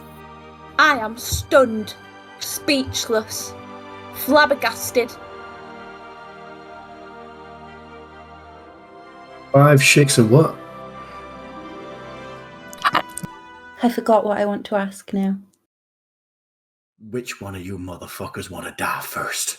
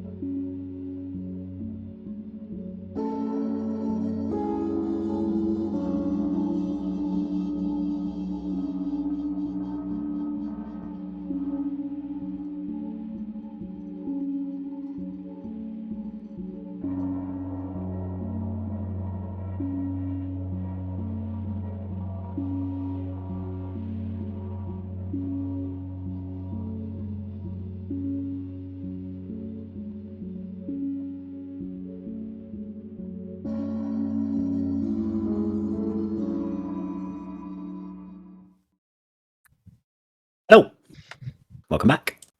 Yay! Just had a little break. And Rob has more coffee than any human needs. It's You're my going to mega be mega. shitting yourself by the end of this. This is my mega pint, and this is probably my third one of these so far. What is If it? anyone at a coffee company is watching, we do take sponsorships as well as for this little juicy fruit. Or Greg's. Or I'm this always. I Pepsi. swear to God, I know have we you ever big execs love watching our stream. If Well, yeah. I might as well throw in big, massive national investment bank as well. Voldemort. Yeah, why not? or Oh. Gucci. Oh, Gucci. Yeah, Gucci, Oh, apparently. We've already done a name drop for Gucci. you. Next Yeah. session, we all just roll up in Gucci. Next, yeah. So, everyone's got matching tracksuits. We're Just fucking dripped out in Gucci tracksuits. Then some freebies. We'll try them out. It feels weird coming back to a session after a break and not asking Martine to do a fact of the day. Oh, You know what? Just do it. You Throw know, it. Throw if I into a was- tizzy. No, because I was thinking. do a joke. what- Do a joke. If I was asked to do another thing, what would I do? And I think I'd do like word of the day from Urban Dictionary or something. Anyways, guys, welcome back. And So smooth. So smooth. As you can If see, you we wanna know are. what- Go. Because as you can see, we are consummately professional all the time. Always. And if you want to know what Martine's word of the day, fact of the day means, then you'll have to catch a Saturday stream Yeah. to see what we mean by that, because they they're are always going downhill every week. getting worse. They're Oh, getting you can worse. you can watch all of them on There's only so YouTube. many facts. And they're on Yes. YouTube if you feel There's like only catching, so many because facts there in are the week. 40 episodes nearly. But back to this one. You have all awoken. The cold has hit your face. The dirt has now also hit your face. As you realize that you are stuck in place and seemingly being buried alive. You hear the sound of dirt moving, but no shovel or hand.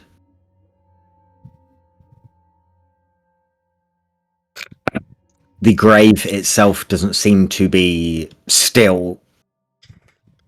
It's like it is burying you itself. What are you guys doing?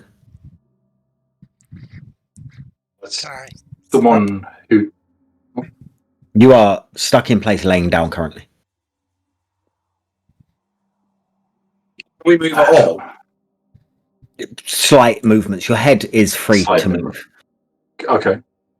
Can I move my hands about at least? Slightly. There is resistance against them, but you can move them. Are we laid where we were when you say we're fixed in place? Are we where we were? Like, am I still on the chaise long, or physically you are are not we in a chaise long. You feel cold, wet dirt in every nook and cranny. Oh dear. Oops. there be going places? What was that? So, because Red is used to going on kind of spiritual mind quests, he wants to kind of give a feel of is this a case of that it's a trick of the mind? Is this something that is being kind of projected into us? Is it trickery? Is he still tucked up in the room, or is this real? Every part of your being tells you that this soil, this dirt, is very much real. Can I shout to? Oh, did I get anybody's names? You did not. I didn't, did I? I'm just gonna shout. No, I introduced myself. Oh. There you go. I'm What's the just Did you going to listen? shout That's the question. because that's the only name that comes to me. I'll shout. I'm going to shout his name. Zerathis, guys, like up into the. Oh, is it like sky above or just dirt above? Sky, you open your mouth and dirt does enter your mouth. Okay. I do hate when this happens. You all would hear the voice. It is closer to some of you than others. Doesn't seem to be right next to anyone. Onyxia she'll lay still and firm, and she will begin to pray. Okay. In ashes rooted, let the flame find me and guide me back to where I need to be. Okay.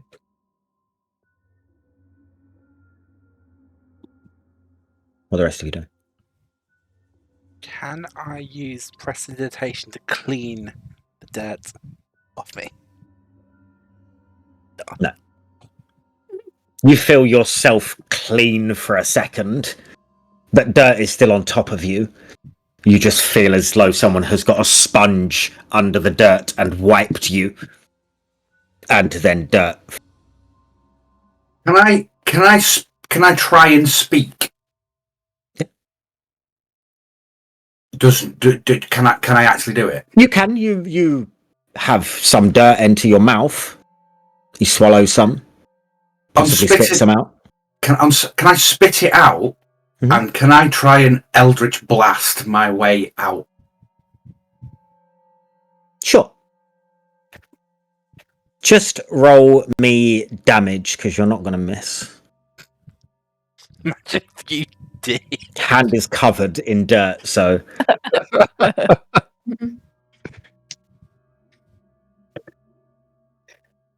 7. Okay. You sit there and the rest of you would feel the ground around you shake slightly. And then just see where you're all situated. Bear with me.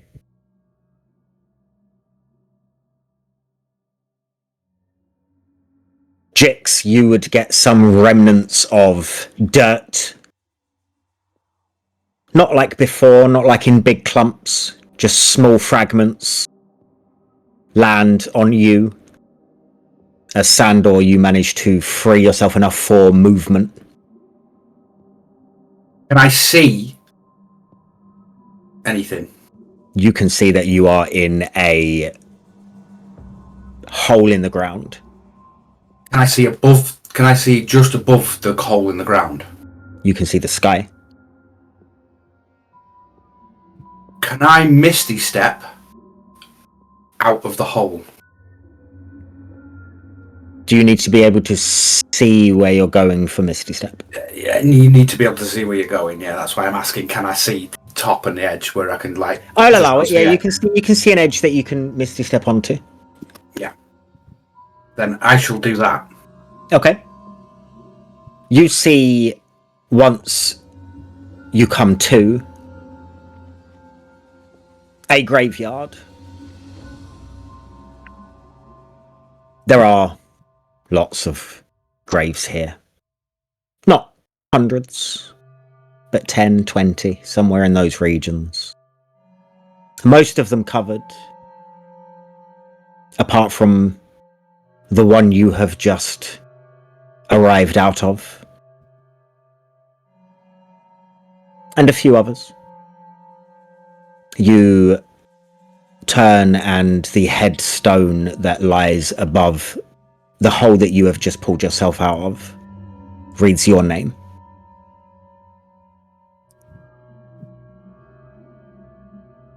He's going. Is there anyone about? Can you see anyone? Roll perception. Having felt the dirt shift, gonna shout out again, but still for Zarathis. Hoping it'll. Okay. Yeah, just hey, I'm here. Help. I find myself in my own predicament, to one. What? You answered me the second time. That's something. Can you get out? As you are talking, another load of dirt falls on all of your chests. Oh, I am endeavouring. Can I reach? How close to our bodies are our hands, or how close to his body is his hands? At this point, probably stuck to the side of your body. Can I get my dagger? and You would just not be able start to. You would not digging? have that much movement. Fine. Can he see the edge? Yeah. Then Zarathis will use Blessing of the Silent Mistress. Just to reword it a bit. As opposed, actually, I can actually teleport up to 30 feet to an unoccupied space I can see. Yep. So I will dissolve into shadow and appear above my grave. Sandor, you will see out of the corner of your eye across these graves, Zarathis appear in a similar fashion to how you emerged from yours. What did you roll in your perception? 19. You do not see anyone else about apart from Zarathis, who has just emerged. You would also hear from 3 graves away, at a grave where dirt hasn't fully covered the space yet, the voice of one of the individuals who you met last night. I will move Shouting over. for Zarathis. I will move over to that grave. Can I see her? You can see the lump that represents her. Can I use my awakened mind feat and that allows me to telepathically speak to any creature I can see within 30 feet? Sure, yeah. And I will say directly into her head. Unfortunately, it's the wrong one, but I'm here to help, and I will try and. Can I reach down to try and pull her out? You would have to get down there. Right. Yeah, then I'll get down there and I'll start trying to dig her out. Sure. Just roll me a just general strength check. Chat are suggesting, by the way, that you just eat all the dirt, so let's do that. I'm just gonna. Can I start eating my way out of this hole, please? If you'd like to, roll me a con save. That was a 9 on the strength check.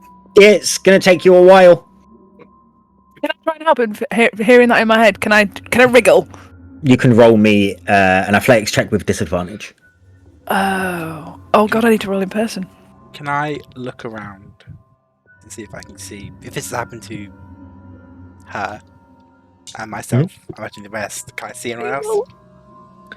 You can see a grave directly sort of where you've landed next to yours that is empty of dirt pretty much, apart from a mound that is belonging to a large individual. I'll walk over to it. Okay. You see the headstone just above it that reads Redwood. Are you still with us, or are you accurately occupying this grave? I'll say to the man. I am still alive. Wonderful. I'm trying not to shout, it goes in your mouth. Is there a shovel nearby or a helper? Nope. Redwood will. I am tired of this, and he will summon any strength as the beast of a man, well, the goat of a cowman he is, and try and push against.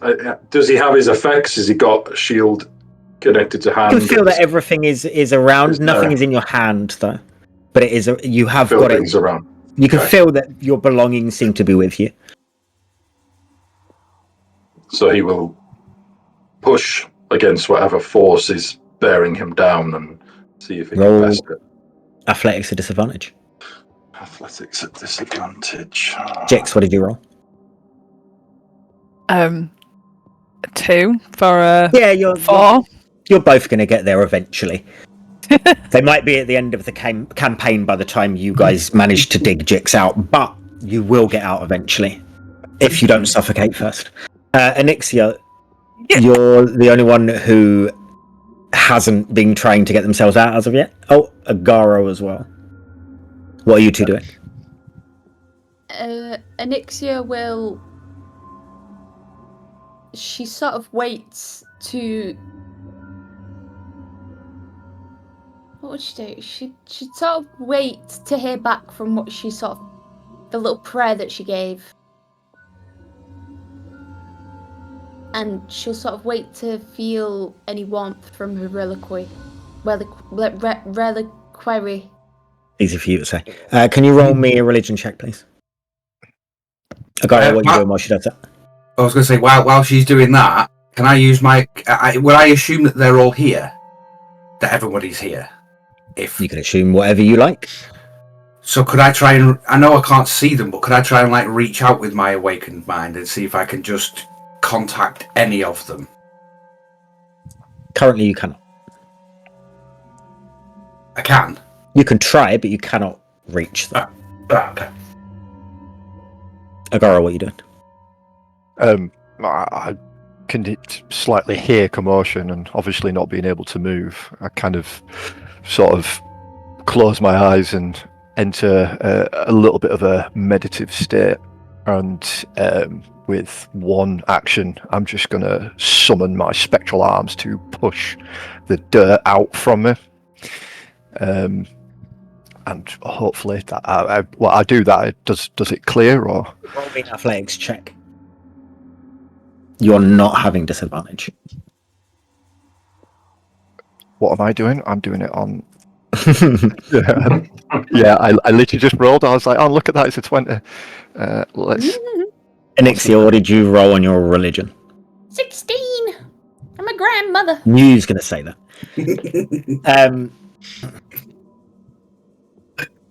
You don't feel anything at all.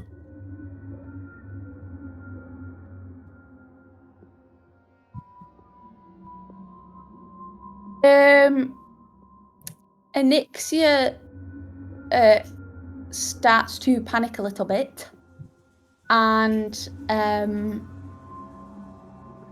she will try and like wriggle a little bit. Okay. Roll me an athletics check. Disadvantage. Agaro, what did you roll? Oh, dear. I rolled a 13 with Some of it.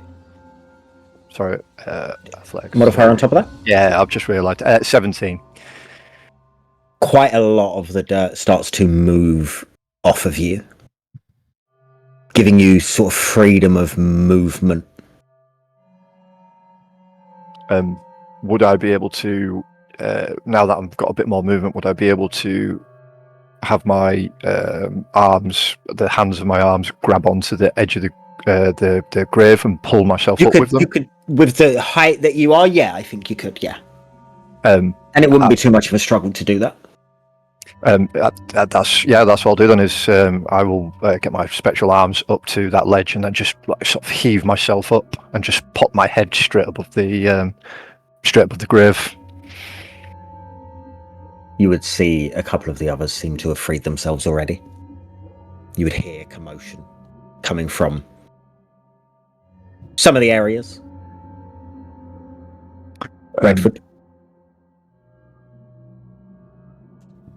What did you roll?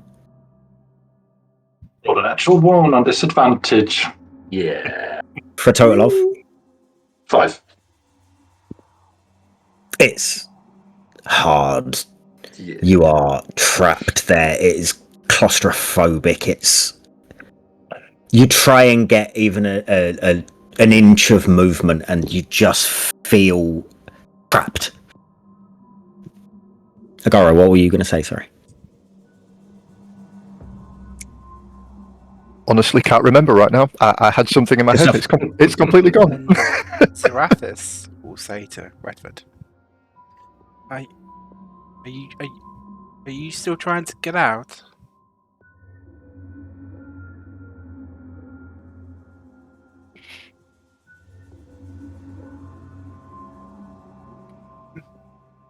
Shame.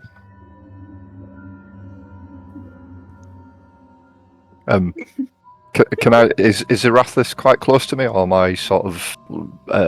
How far away am I? You can kind of hear them. So you have, where you are stood, you have an empty grave kind of next to where you've just got out of. And you can hear the voices coming from the one kind of behind where you have just come out of. So you're close to an empty grave and where Zerathis is. And the empty grave's the one. Sorry, the one that I've just jumped out of. The one that you've just jumped out of, there's an empty one next to it, and there's the one behind it where Zerathis seems to be. Right. Okay. Zerathis. Who are you talking to? Redford seems to be struggling. A big lad like himself struggling? I find that hard to believe. I thought that, but he slumbers. Perhaps he wishes to stay. Have you not tried to even attempt to get him out? Oh, I suppose. I was kind of waiting for a helper or a attendant. As you look around, roll me a perception check. Ooh, my first roll. Perception. Come on, this is going to set the mood for the entire campaign. That's such a good year. 16. Okay.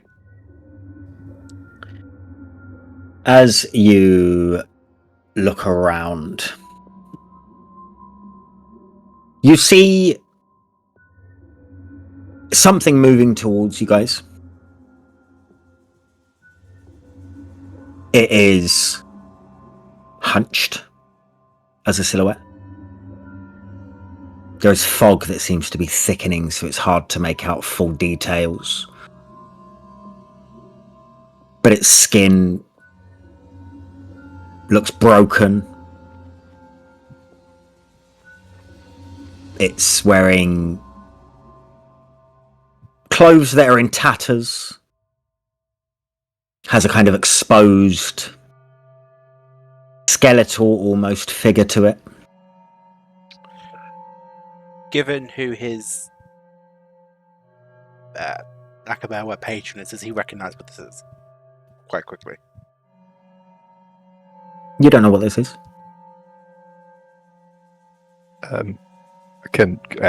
Do I see this as well, or is it just Zerathis? Just him currently. Because of where you are stood, he would see it. Yeah. Greetings. Yeah, no worries. Do you come to render assistance? My compatriot finds himself stuck. You see as it hobbles towards you, and as it moves towards you, you notice its face is half gone, and the two of you would also hear something else crawling from a grave that was fully covered with dirt. You hear the dirt ripping and being clawed at, and another creature coming out of that grave that is not too far away from where you are, trying to help Redwood. This thing is grey, gaunt, has claws that look like knives, and I'm going to need initiative. Do something just before initiative. Depends what it is. Mage armor. Initiative. There goes a wasted turn. Dig quicker, Sandor! I'm going as fast as I can. Oh, okay. You're not helping.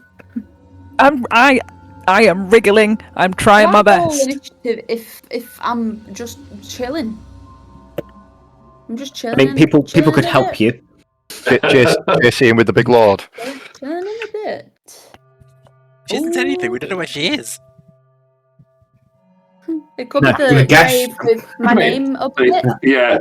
Gonna say all of the grave Great. are signposted, guys. I tried helping with Grave it. stone. I apologize. Is it Uh, But initiative? then again, I don't think Is I'd it killed just- anybody on my name. What's that help? Are we all He rolling initiative, or is encouraged it just Everyone, yes. Oh, everyone? My apologies. Everyone. Help doesn't have to be physical. In this instance, I think it's very much required. I mean, Zaratha's That is just the got a best side. manicure. Uh-huh. I missed those pretty Ever nails. rolled on initiative? Agaro, what did you roll? Big old 5. Big old 5. Jix. Sorry, I forgot to add a modifier. Hold on. 22. What? 22. 22. Anixia. God damn. Me. Beautiful. Redwood. 13. Sandor. 9. Good stuff. Yep. Zeraphis. 17. Okay. Spread. Excuse me. I said it's a spread. Take that how you will. 2 seconds while I write this out, entertain chat or do something. No. Who Would did No you jokes. want to die know the word first, of chat? the Monkey Boy, I don't have a wooden tankard, however I do have a Viking horn. So if you're here next week, I will have it on display. Can you drink coffee out of a Viking horn? Oh, Oh, dude! no. Honestly, I've genuinely got a drinking horn, and it can have coffee in it, and it's the And most I've amazing seen feeling. him. You've I've seen seen his him horn. drink coffee from his Viking horn. He's seen my horn many You've seen his times. horn. We've all seen your Who horn. hasn't? But Yeah. Guys, stop it! Yeah. You're gonna make me blush. You're right, but £9.99 you're right. £9.99 per month, guys, and you'll see all the horn you want. Sign up to our only horns. I like Nice. it. Cheese point. And if you want to know what that means, Oh, you'll have to stay tuned on our YouTube because our cheese-based one-shot will be on there at some point. Or Oh, you yes. can see the VOD on Twitch currently as well, if you wanted to watch it now. If you just can't wait to find out what cheese points are. But a view on Twitch does nothing for us, so watch it on YouTube. watch it on you. If you watch it on YouTube, you like, subscribe, and comment. You will get a cheese point. oh. You do not get to hand out cheese points. Oh. I gave you cheese points. Oh. No, the producers did. Yeah, Yes, the producers. the producers. I'm taking it upon myself to give out cheese points. They can have some of my -8. Careful, the producers didn't appreciate our attempts to Yeah. unionize. They may not attempt your No, your No, don't do actions to that. give out cheese points. received very bad results. They don't like democracy. No, There was union busting. there is no democracy in a world of cheese. Oh, I love that emoji. Halfling. The cheese, I know. It was in when we were doing the cheese one shot, people were putting it in there, and I don't know where it's from. Cheese emoji. I have it somewhere. I don't know where I had it. I don't know where I got it from. Oh, that one's cool. Yeah, You that can one all as go. well. That's a scary stinky cheese. There we go. Scared stinky cheese. It's in the global. I've just got mine in the global emojis underneath. So Oh, we're getting cheesy. Cheese points for everyone. Are we over to the combat, Ed? Oh, Bum, bum, bum. are we in combat? It's not working. That's kind of how initiative Have you works. captured the thingy? Where is it? Bear with us. I don't think I did it. Oh, no, I must have. Okay. No, I must have. Sorry. Okay, we can talk whilst just make a quick one. Guys, what's your favourite kind of cheese? Oh, I could talk to you for hours about my favourite You're talking to types us, of or you're cheese. talking to chat? Oh, Both. Oh, well, In all fairness, guys, this will be quite a good one for you guys. Our glorious DM doesn't think that cheese can be used. Oh. no. Let You're me about finish. to Let misquote me finish. It can be used for tea. No. Biting cheese is not tea. No. Oh, bloody You can hell! have I found it. you can have just cheese for tea with nothing else. No, but there's a difference. You can have just cheese if it is But specific cheese board. types of cheese on a cheese board, for instance. Yeah. Grabbing a block of Cathedral City and chewing on Nor on it like a big mouse. is not a meal. Hey, It's like a banana. mean- You get the Cathedral City, you unwrap it like a banana, Whoa, eat, and then you wrap it back up and put it in the fridge. is not a banana. is there anything to see? I know there? the I can't No, say but anything. I know some of them are both yellow, but do not Anything get to them see? confused. It's just black on Forge. No, it's Can I just point out one of Martin's else lot? Fresh. I've not got anything on. Yeah, No one got nothing any. on black screen. Hold on. Why? Just refreshing. Oh, I didn't. It There's says no grey token on the tab, screen. but- I've got no token that has vision. Oh, that's why. It's the one thing I didn't do. You wouldn't think this was the Okay, first ever yeah. stream. You do it every Saturday. I just Come on didn't now. configure ownership of tokens, that's all. We are, As I was we are saying- professionals. Cheese. Oh, We are professionals. We are One of professionals. Martin's lot has got into chat. Yeah, it says cheesy peas. That's my kind Lord. of shit. That's my kind of shit. Cheesy peas. Oh, cheese and peas? Now we're talking. Marifats. What But kind of cheese on cheese are you having on a peas. Marifat pea though? Any. No, I don't think you you'd say have to- any. There's It It thousands has of to be a cheeses. strong cheese. This is you're talking to a woman who had noodles and Marifat peas. Any. And that was it. You Dry want noodles and like Marifat cheese, then peas. you're gonna no, Right, can we No. see stuff on Forge yet? No. Not yet. no. Yeah, Refresh, everyone. Refresh. Refresh. refresh. I want to see cheese on knees, Ollie. Oh, You want to see cheese on me? we have Cheese. visuals. No, cheese Yeah, on visuals. knees. Okay. Thank God.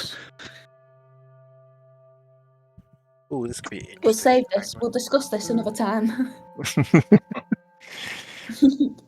Who's spinning that token around? Is it me? Am I accidentally? No. Oh, it's not me. Wait, is it me? Yeah. Where am I? Okay, wait. It is me. Okay. It was Sam. It wasn't, but my mouse has died, so I can't zoom in to see the map. It's going well. It's fine. We It's are fine. 'Cause I'm going to pull it onto my. professionals. I'm going to pull it Yeah, onto my second professionals. monitor.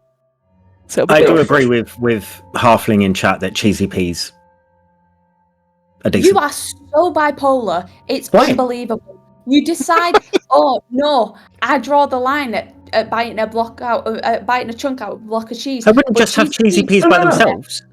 I would have them Oh. with No, something. I'll back Lou on this. What he said is Thank you. he's not saying that I love biting cheese. a block of cheese is wrong. He's I basically would saying bite a block of cheese, just you not can't as a bite full meal.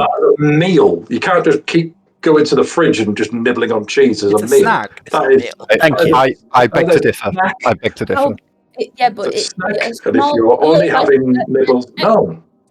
that's Baby that Bell, is then. nibble, that's a snack. It's about the Baby Bell's not presentation. tea. Is that Baby big Bell one? is cheese. It's Baby not Bell's tea. just Oh, cheese. If you eat 3 of them, technically, No. and you go into the fridge, and you taking No. a bite of it. Tea. And cheesy Halfling, tea. if you're saying that the map is pretty, then Benio's Battle Maps is the There we go. person, is the group Patreon that we are using for all of the maps for this campaign. Pretty much all of them. They're stunning. I would go and check them out if you play D&D. I have lost control, physically lost control. Before this session, I was ganged up on by every single one of them. There was a poll in Discord and all sorts just to prove me wrong. Yep. Because there was a block of cheese is not tea.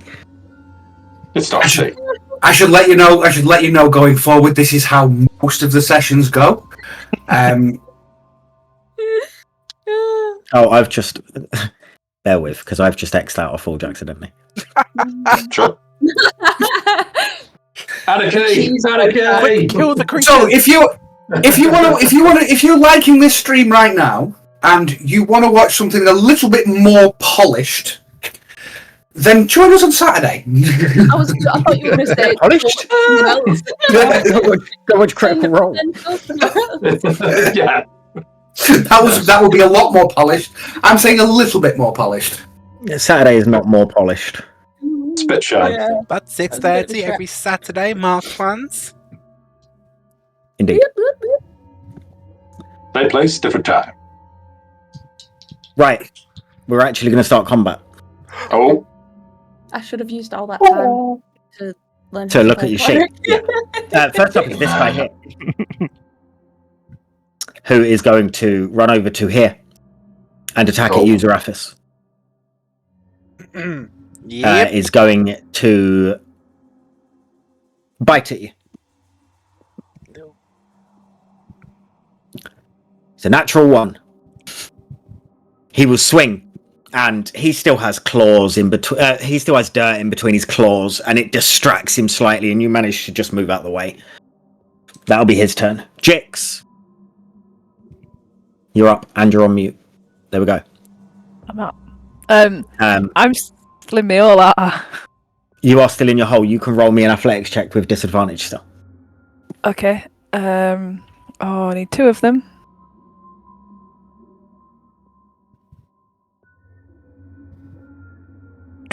That's better than the last one. 14. The dirt starts to move. You are not freed completely yet, but you get a little bit of movement back. I shout to Sandor, who's I'm assuming above me, and I'm like, "It's working!" As I wriggle. Okay. Zarathis, you're up next.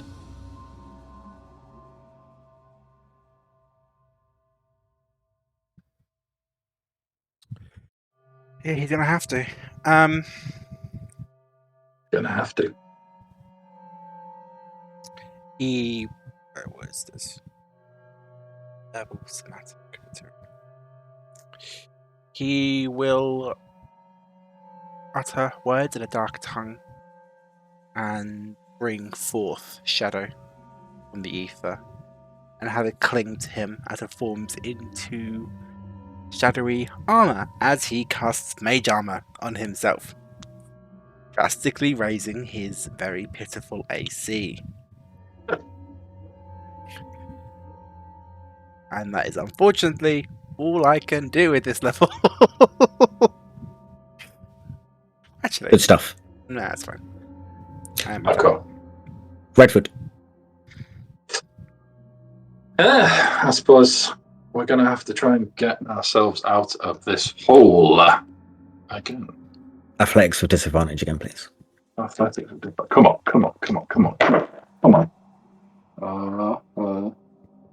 What's that? Oh, what's that one? Athletics. 18. You tell us what you do, actually, as you free yourself. So you said we seem to have a little bit of movement of the head and a little bit of movement of the hands, so he kind of creeps his fingers towards, feels his spear, manages to curl a finger around it. As soon as he touches his shield, he seems to be renewed with a sense of strength and power and remembrance of where he came from, and you see him burst forth, dirt clods flinging everywhere as he rises out, looking extremely pissed off, while spitting a load of dirt up out of his mouth, ascends out and looks at what's going on, and presumably sees multiple creatures. Yes. Attacking. I believe that was my action. That was your action, yeah. That was my action. I will see where. Okay. See where everybody is.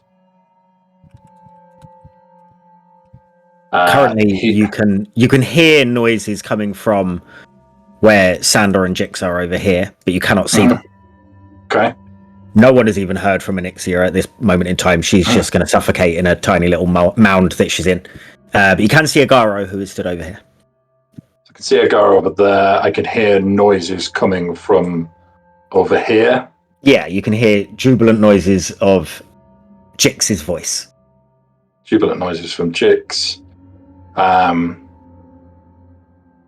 So he will turn and stare at a point. I'm presuming he can kind of eyeball there.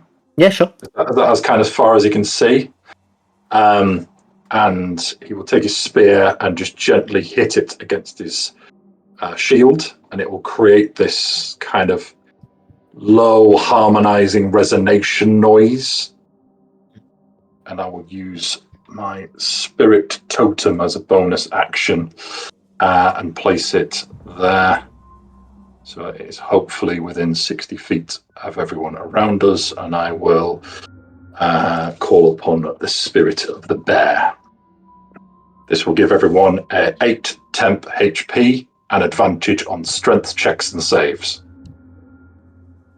Does that include me? Because even though It will include you. Yeah, you're still in the region of it. vicinity. What was it again? That's the word. Sorry. So I've placed 8 temp HP. 8. How much? 8. Yep, 8. We're low level. Those got to check. So 8. 8 temp hit points is great. You don't have to take it. You don't have to take it. I couldn't hear you. Yeah, I love temporary hit points. They're great. Yeah. So 8 temporary hit points for everyone that is in within 60 feet of my totem. And it is the totem of the bear. So as it places and the ring sounds out, you hear this low grumble that just sounds like a bear off in a cave making some noises. And you also get advantage on your strength checks and saves. And yeah, I don't know whether if you want to put a little strength checks and saves. I don't know whether you want to put a marker there, Lou, because it placed there, and then people have to stay within the 60 feet aura it creates. I will do. If we leave that aura, does it take away the temporary? You're not going to be out of the 60 feet, so I won't put a marker on there. Okay. Apologies. It's 60 feet within my eyesight, but the creature's aura is 30 feet. So if I place it there, it should still get everybody. It does get everyone, yeah. I want to get. There we go. The rest of them that are chomping at us can suck a dick. Is that the end of your turn? That is presuming I'm now stepped out that the creature's engaged with me. So if I move away, it will come at me. It will take a swing, yeah, but you know, it's got dirt in between under his nails, so he's a bit distracted. Yeah. He will. Yeah, but I will see Zarathus, presumably shadows swirling round him.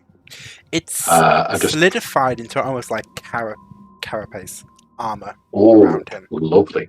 Love that. And we'll give you a nod. Love it. He will give you a nod and then stand in ready for an offensive position with his spear and his shield to let you know that he's here to fight. He's here by your side. That will end my turn. Okay.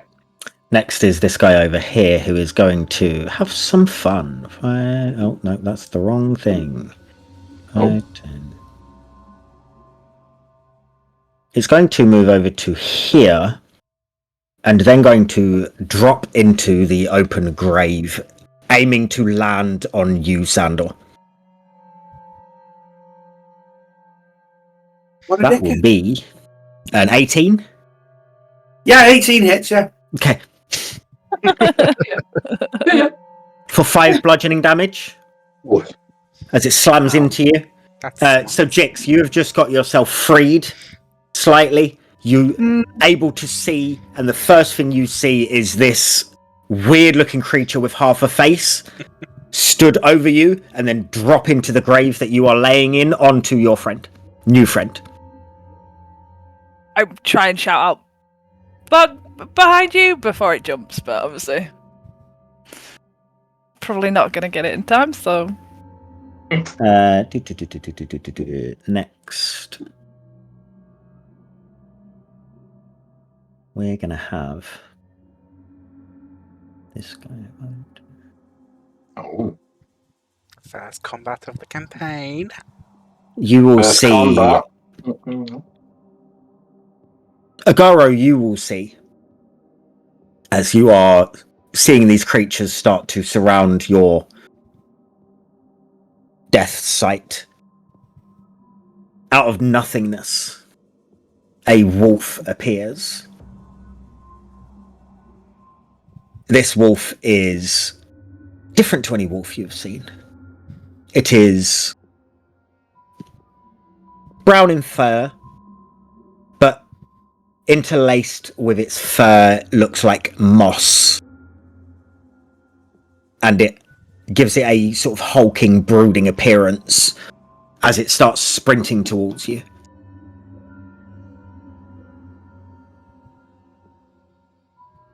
And it will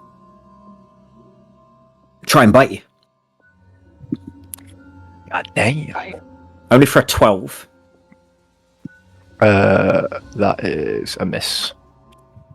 It snaps its big jaws at you, and you see as it opens its mouth, instead of saliva coming out, you see soil leave its mouth.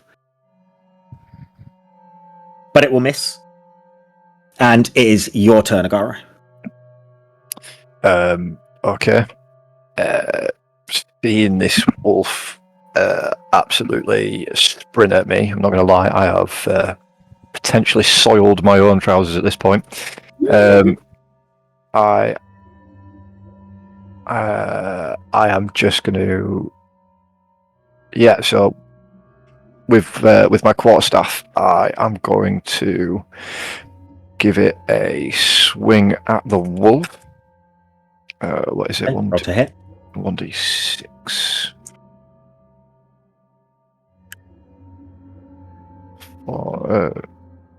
No, it's not. Do. 1 second. You're good. What have I just done? There it is. Did you lose your d20? Yeah, I did. I started rolling the d6 for some reason. I didn't even do it. You can roll a d6. You might not hit, though. That is actually a 20. A natural 20? A natural 20. Oh, Nice. First, You did not. It's one of the So campaigns. nonchalant. yeah. Gosh, I can say the camera wasn't. I roll them all the time. You know, it's just a 20. yeah. It's just a 20. So with that, You will double your dice damage with that. yeah. Not the modifier, just the dice. So that is 2 and 5 for a total of 7. Did you double the dice damage? For 14. And modifier on top of that? 17. There we go. I was about to type 17 into Twitch chat. That means nothing. 17. 17. And the bonus ball. Describe to us what we see when we see you taking this big swing. You cut this thing open along the side, and again, instead of blood dripping out of it, you see almost boggy, soiled water dripping out of the side of it, oozing. What does Agaro look like when he's doing this?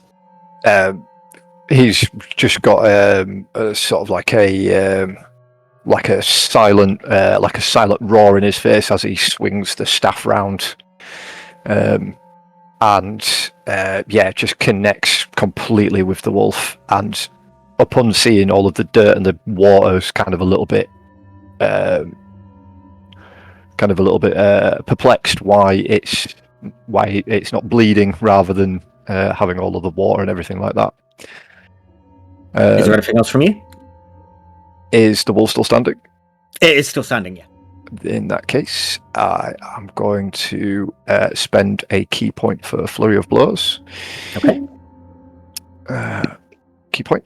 And Monk then shit. Monk shit. So Flurry of Blows. Where is it? After you take the attack action on your turn, you can spend a key point to make 2 unarmed strikes as a bonus action. So what we're going to do is, with my astral arms, I'm just going to sort of like give it a give it 2 haymakers, one from the left and then one from the right. Nice roll to hit.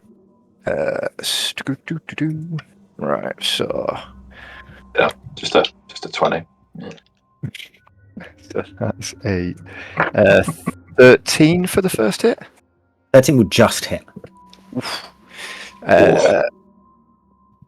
And then damage, and that one is a 7. Okay. And then, It's still standing, but just. and then obviously I'm going to go for the left haymaker to try and finish it off. Absolutely. For 18 to hit. 18 will hit. And 5 damage. It's still up. It's still up. So yeah, It is clinging onto life. I throw these haymakers and thinking that I am like victorious, the astral arms go up in the air, and then I notice that it is still standing, and I just shake my head. Anything else from me? No, with that because if I move, he'll get an attack. No, with from where I am, can I see the name on the gravestone, or am I stood sort of like side on? You're to it? kind of side onto it, yeah. So, but you've heard Jix. You know where Redwood and Zarathis are. It's one of the 2 short people. Yeah, that's a fair point. I don't do anything. I have my turn at that. Okay. After your turn, those who are aware and can see will hear another creature come out of this grave. Good lord.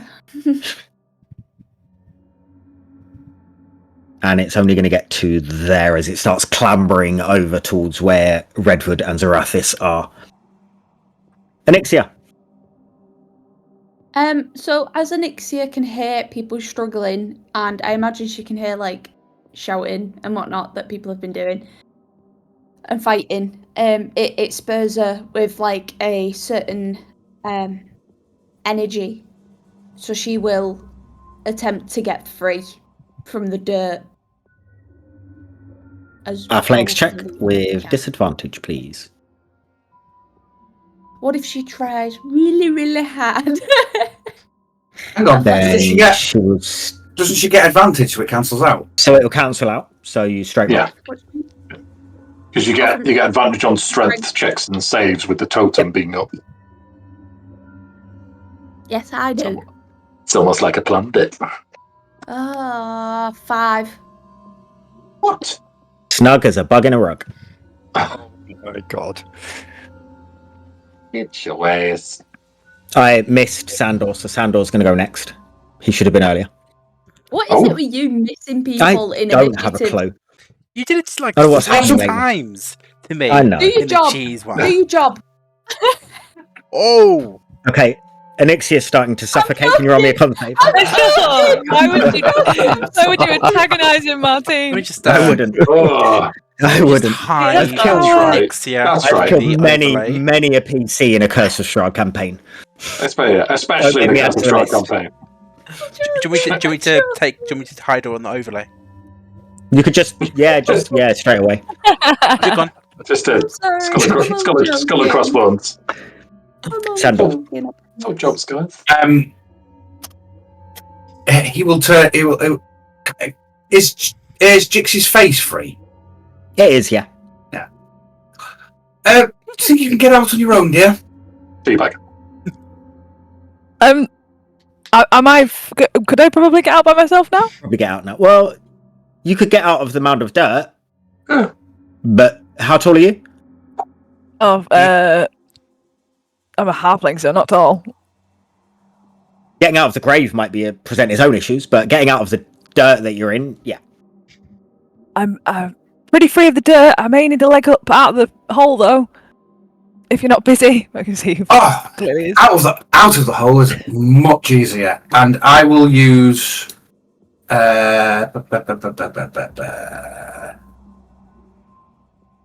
My blessing of the Silent Mistress as a bonus action, and teleport to literally just going to jump out of the. Yeah, sure. But I'm going to go to about I think actually there. Move the creature that landed in the grave with you that you've just left with Jix. Can I see the creature in the grave? Is it flat? I cannot see it at all. It is flat. It is under where the depth of what you can see. Okay.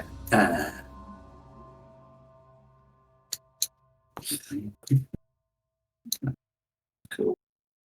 Then I will use my action to Eldritch, looking around, Eldritch Blast this one.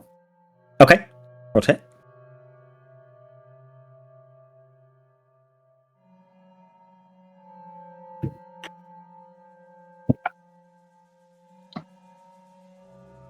Don't suppose a 10 hits.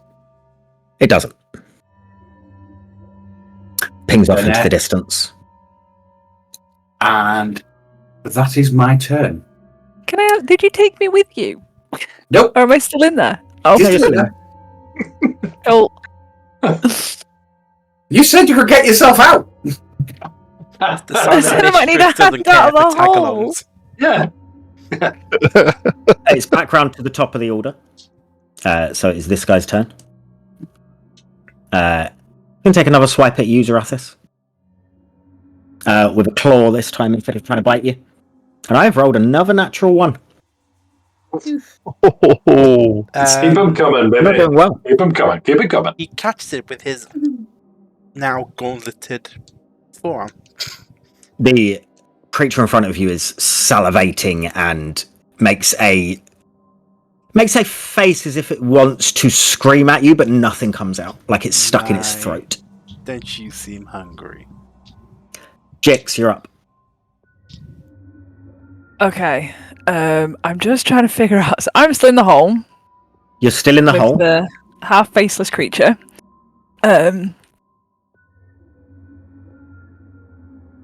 Sneak attack. Once per turn, you can deal damage to a creature. Attack roll first. Ranged weapon. If you have advantage on the attack roll, you don't need advantage of the attack. If you are another enemy of the It target, is laying on the floor, so if you stand up, you'll have advantage. Then I will stand up. It'll be half your movement to stand up with the loose dirt that's on you. Okay. I'll stand up, and I will, using sneak attack, take out my daggers, and go to attack him with both my daggers. Oh god. I've lost all my d20s. You're a d10. Oh my god.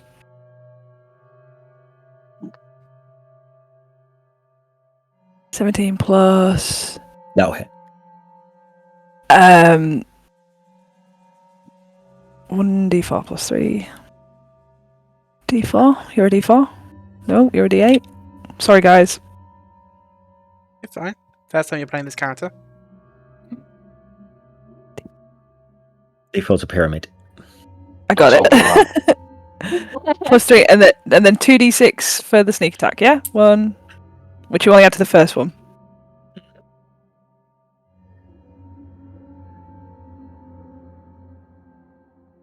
Fourteen slashing damage. Okay. It is bloody. I will bring my second dagger around and go to stab him in the throat. Okay. You'll still have advantage on the attack because it is a prey. So I can roll sneak attack again, yeah? You do not get sneak attack a second time. No, a second time. Right, so with advantage. That is not going World's to work. best D&D player over there nodding. I see you. Let's see you. An 18 to hit. 18 will hit. Doing a report on us all. And this is an So it's offhand just- attack, isn't it? So you'll have no modifier on the damage, just the dice. So just a D4, yeah? Just a d4. 2 slashing damage. It's better than nothing. It is laying there, just being slaughtered by you. Have it. And the dick's turned into a cockney. Sorry. Have it. Have it. My real voice is coming out. Ca- You're stuck with this now. That's it. Hello, everyone. No. Yeah, Can't do Oh, it. wait. Cockney yeah, accent. that's it. Oh, It'll end up Jesus. over the Line accent. up the apples and pears. You got to stay here. Have it all. Can I please use? Let me just check who is around me. You cannot see no, he anyone. is. Yeah, no, fair. So I can't do Wells from the Grove. I will. No, because that would be an action. Yeah, I'm just gonna have to. I'm gonna turn there. I will Okay, back Zarathis, myself you're up against the Who? wall of the hole. You?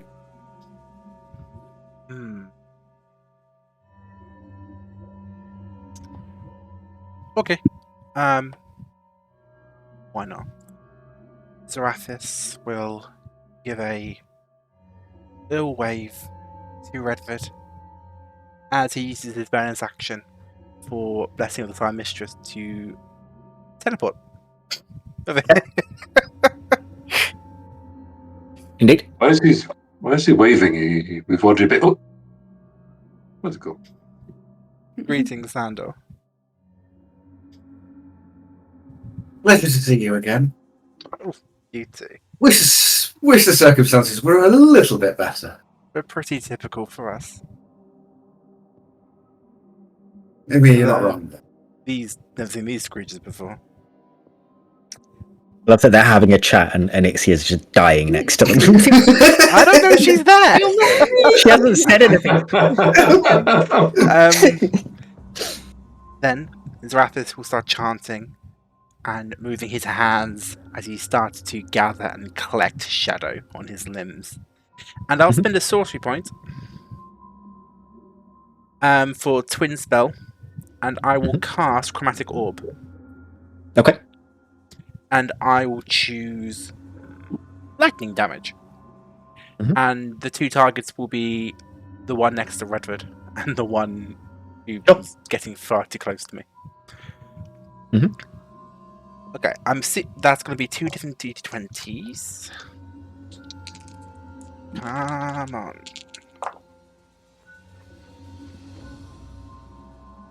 Okay. Why is someone asking to stream together? What does that mean? 5. Roll 4 wants to collaborate. Oh, Who's raiding? raiding. We're getting raided. Thank you for the raid when it comes up. Oh, it's taking me busy. somewhere Thank you so much for the raid, Roll 4. Thank you very, very much. Thank you. And Deathstruck, thank you for the follow. Thank you for the compliment on the map. That is Who's Benio's is battle it? map. Go check 'em out. Thank you. Oh, You're here to see me cast lightning on these. I don't know what these are, but yeah. On something. Apologies. Well, apologies to you guys that you've come in on an advert, but it helps us. So thanks. Dirty 20 and a 17. They both hit. Ooh. Come on. Okay, 3d8. You want me to roll separately for both, or same number for both of them? Just roll the same for. Yeah. No, roll separate, just in case. If you roll really shit on the first one, I'd feel bad that you would then have to give up to both of them. So Okay, yeah, roll first separate. one is 9 lightning damage, Okay. and the second one. Ooh, that is much better. Okay, that is 12.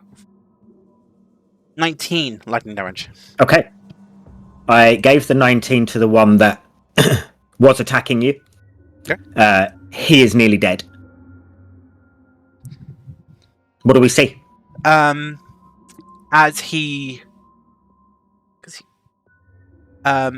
you see the red diamond in the small of his neck, whatever, that space in your neck, glow with a bright red light as he gathers shadows across his arms and coalesces it into 2 4-inch diameter balls of crackling shadow.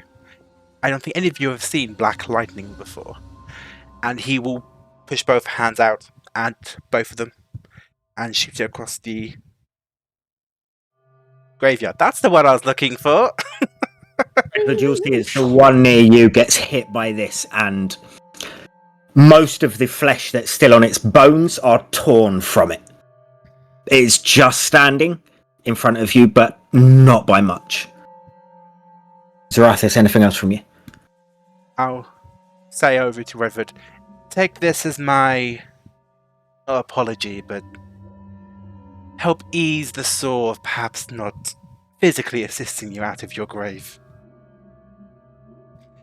And I'll It end is my greatly turn. appreciated. Okay, Miami Knights, thank you Oh, for the wait. follow. I will step behind Shadow. Sure. Redford is Human your turn. shield. He will process what's going on, that his compatriot is what we seem to be putting ourselves together as, vanishing, leaving him, kind of going, oh shit, I'll do this by myself, and then streaks of lightning come flying out, and an apology on the wind. No apology needed. Just maybe stay and fight a bit longer than that. And he will turn to the creature in front of him. How's the creature looking? Rough. Really bad. Rough. Genatron, thank you for the follow.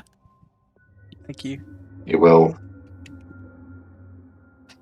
put the creature out of its mercy and almost 300 Spartan-esque shield in front, spear over the top, and slam straight into its Roll to hit. throat.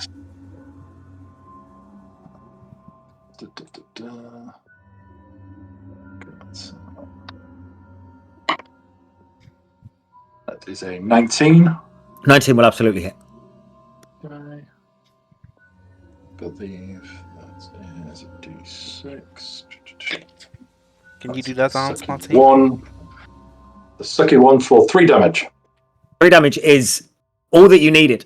As Good, its 'cause if weary body that has lost most of its flesh at this point from the black lightning that just hit it, just crumples on the floor in front of you. Anything else from you? Once done. Right now in the game. Roll for thank you for the follow, and again, thank you for the raid. Thank you. And we've had a question. Players, where are you right now in the game? We are literally at the beginning of the game. We have just started our campaign. Fresh. We are doing a reimagining of Curse of Strahd. The party have had a reading with Madame Eva, woke up the next morning, and they have been buried alive in this graveyard where they are now fighting. You are all caught up. Let's see.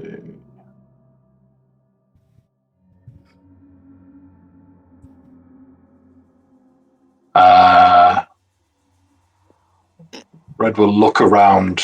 Can he see everyone that is standing? So we've got 3 standing, and You cannot see Jix. She is still in an open grave.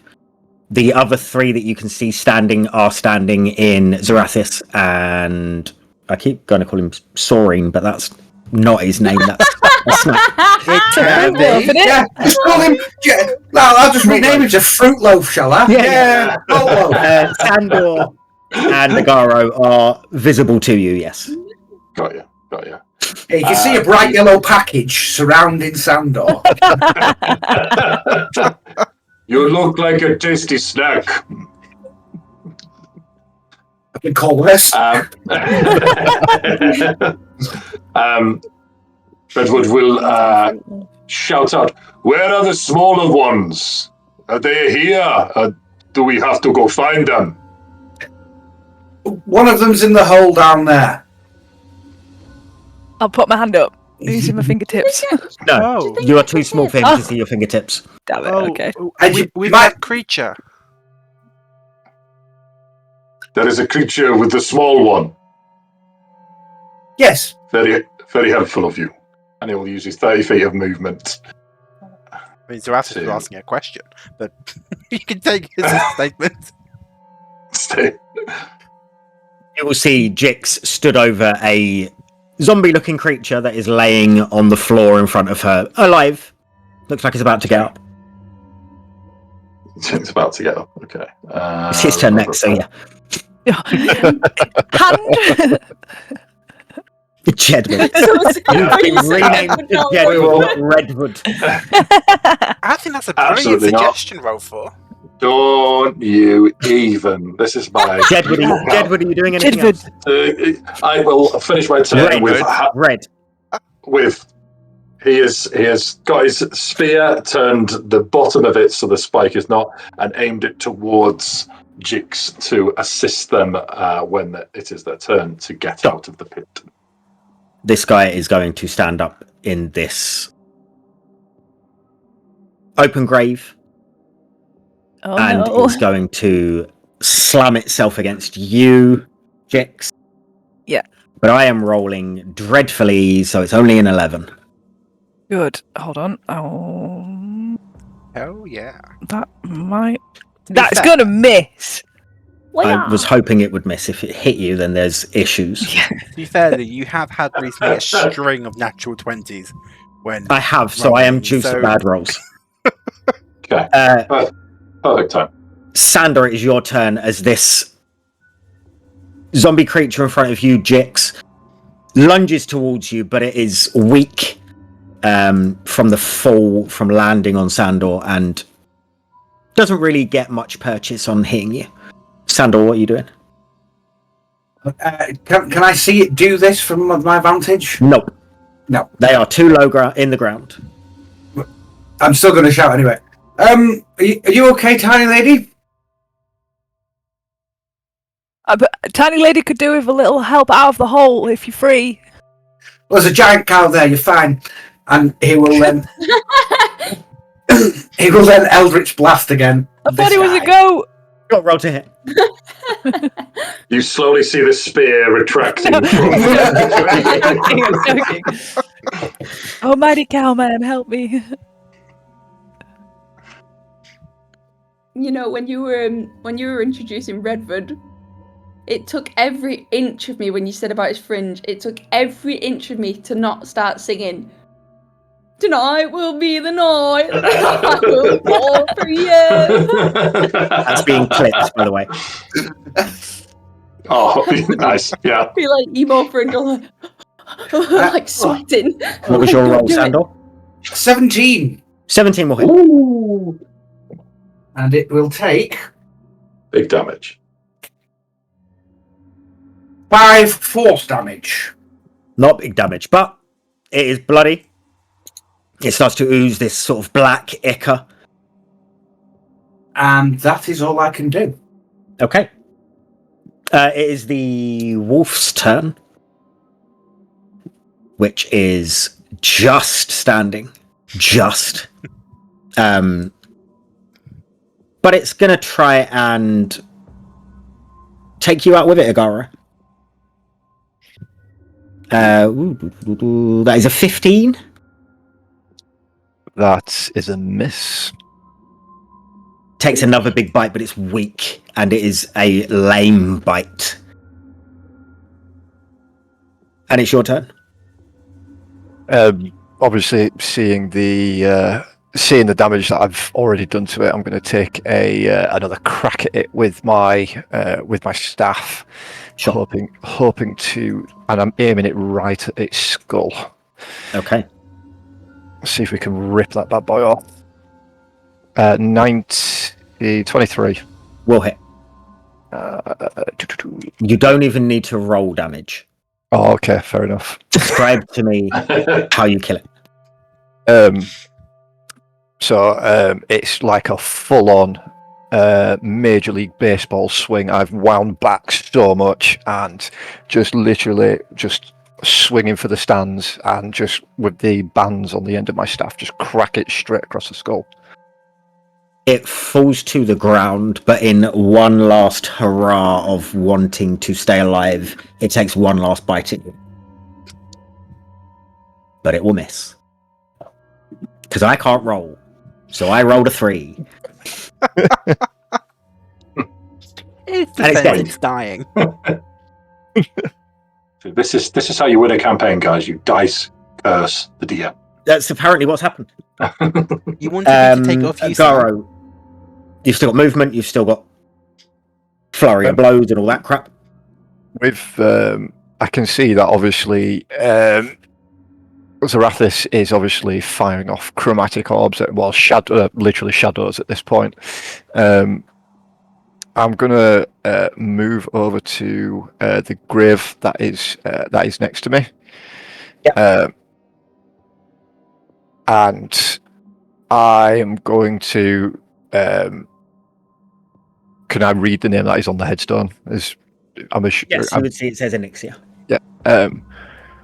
You see a Enixia? very still, small mound of dirt. Still, I've been trying to get out. Yeah, but you haven't moved the dirt, so it is still. Realizing that she has been in there for quite a while, because it has taken quite a while, I'm going to slightly panic, and I am going to use a key point and use flurry of blows to try and get her out. Okay. You could just. Yeah, I will take it. Just roll me instead of punching the dirt, because I'm assuming you don't want to. Yeah, as in like using flurry of blows to sort of do just 2 roll actions me- of digging. Roll me athletics check. It'll be with advantage because of the spirit. Athletics. No, you are not rolling on. You are not rolling on forward. It gets Oh, some it's use. a good job I've got advantage. That was a 2. You got got my this. rolls. 17. Enixia, you will see as dirt starts to be freed from your body. Oh, well, thank goodness. I've been struggling to get out for a while, actually. Can I sort of try and stand up and see if I can get out on my own? You cannot. No, which I assumed. Can I have a little help, please? I'm guessing with me already using my bonus action, that is me pretty much using. You know what, you get 2 attacks on Flurry of Blows, so I'll give you the second one to just give her a boost. Okay. Hold on, little one. I've got you. And I reach one arm down and sort of grab her by the waist and pull By her the out. scruff and just throw her Yeah, out. just literally launch her out. Like one black hair. But yeah, scruff off the back of the neck and then just lift her out and then just plonk her down next to me. Sure. Easy done. Thank you. Anything else from you? Upon looking at the creatures, do I recognise them from anything that I have seen in the past? Roll me a history check. History. It's the one that says history, Robert. Yeah. 15 minus 2. 13. Minus. You do not. Okay. You do not. Is that your turn done? What I'm going to do is now that Anixia's out, so as not to get in the way of Zarathis, so I use 5'10", and I have got how much movement? 40. So I've got another 30 feet. 5, 10. I'm just going to go straight. I'm going to go and. I don't know how you ping on this, to be fair. Just hold left click. Oh, is it just hold? I'm going to move myself over here to engage this one. That's Zarath is trying to get a hold of. Not a worry at all. That you done? Yep, that is me done. Okay, it's that guy's turn. he's going to claw at you. Hello. For 15, which I believe misses you. Swing and a miss again. Anixia, you're up. Okay. As Anixia sort of is out of the grave and looks around and she notices the combat that's taking place and she sees her sort of allies being attacked. You notice she almost, despite her small stature, she sort of grows in mass. I'm trying to think of the word, I can't think. So you see a sort of presence. what? Stature. Yeah. Presence. Yeah. Aura. Yeah, an aura. And her eyes start flickering in the amber shades that were once sort of almost dormant. And she almost glides over. Gonna go. Just check my speed.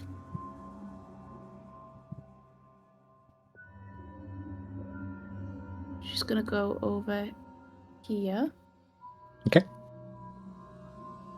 And she reaches out her hand, and from her hand comes a spectral hand, which is almost fueled by these cold embers that sort of are like blue veins protruding from like the from inside like the spectral hand, and they reach out to this. Is it an? Would I know it's undead? Oh yeah. Or, okay. And reaches out to this undead creature. And I will cast Chill Touch. Okay.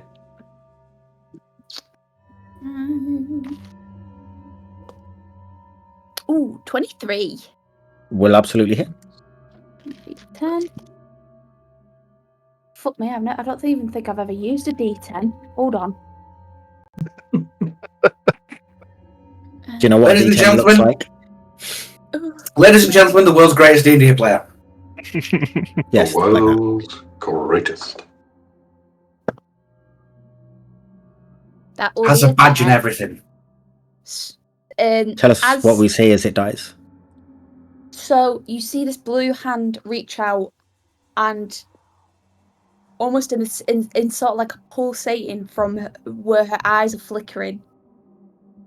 Her eyes sort of pulse an amber, and as they pulse, you see these blue veins almost pulsing the same rate, and it reaches out and grasps the undead by the throat. And as it sort of starts to drain the life from this undead creature, Anixia will sort of look it in its eyes and say, "You can rest now. Back to the earth with you." It goes down. Anything else from you? Anixia will turn to Agaro? Soreen? We'll turn to Soreen and say, I'm so sorry. I'm not. Oh. "Are you hurt? Not anymore. Are you hurt?" Are you Saurine or Agaro? Agaro. You said Saurine earlier. I got really confused. No, little one. I am fine. Thank you for your concern. It was a very peaceful way of dispatching of the dead. I've never seen someone be quite that kind to that before. "We must go help the others now." As she sort of just starts to almost like glide and travel over, like traverse the graveyard to the other undead. Also, she won't move because she can't. And that's me. That's Anixia. Jix. Yarp. Yarp. Yarp. It's your turn. Oh, sorry. I thought you were asking me something. Up. Yeah. You're just like, yeah. I'm keep sorry. going. Yes. I'm on it. I'm here. Okay. Just as an FYI, Redford would not be giving you sneak attack right now Okay. because That's fine. you are more than 5 feet down into the earth. Okay. Am I right in saying that it's going to be my action to grab hold of his stick and the stick he is offering Right. down the hole? It is a Six spear. doesn't waste time. A spear. A He's spear. got his pole hanging down there, just ready for her to. Am I okay to grab? Would it be an action to grab hold of the spear and climb up? It would be, yeah. Cool. I will grab hold of. And you also risk attack of opportunity. How hurt does the one in front of me look? It looks pretty hurt. It's bloody. It's spilling guts everywhere. Okay, I'll attack. I'll go to him. I'll go to attack with my daggers again. Okay. Right. Roll to hit. Don't get sneak attack this time. Not unless you have a way of giving yourself advantage. Steady aim, but use bonus action if you haven't. Oh, I haven't moved. I will give myself steady aim because I haven't moved yet. So with advantage, 18. Will hit. There we are. Can I just point out how condescending that probably looked? That was all the men I were know. clapping. All the men were clapping. No. It didn't probably look. Well, we were being condescending as fuck. It's Yes. fine. It is well deserved, though. Come on, guys. Yeah. Fuck you. Don't listen to them. They're being mean, Martin. Help me. Stop bullying her. So we're here for I'm our going next to be the best rogue ever by the end of this campaign. You Right. will. Well, 1d4 plus 3, which I have, and 2 sneak attack. God damn. That is horrific. I got a 1, a 1, and a 2. nice. 5. 8 total 8 total. slashing damage. You see Yeah. as it starts to go down. And because I can't roll, the little feature that they have doesn't happen. Uh-oh. So it does go down. How do you want to do this? Way. I will Come on. take my dagger. You can do whatever you like. Yeah, I'm gonna do a little hop in the air, and I'm gonna stab the dagger and try and get to the top of his skull, and I'm gonna use Redford Redford's stick. stuff. I'm gonna jump up and grab hold of the stick to get a bit more height, and then stab him, Okay. and then pull it out, and use the rest of my movement to climb up out of the hole. Sure. It is dead. Well done. You are out of initiative. As you That come out was- of initiative. This was good. Redford, you have the highest passive perception. You see this door open over here. And a man with a shovel pops his head out and goes, that was nice. Welcome to Barovia. Hi, welcome. And that is where we'll end today's session. Because it's half an hour. Oh no!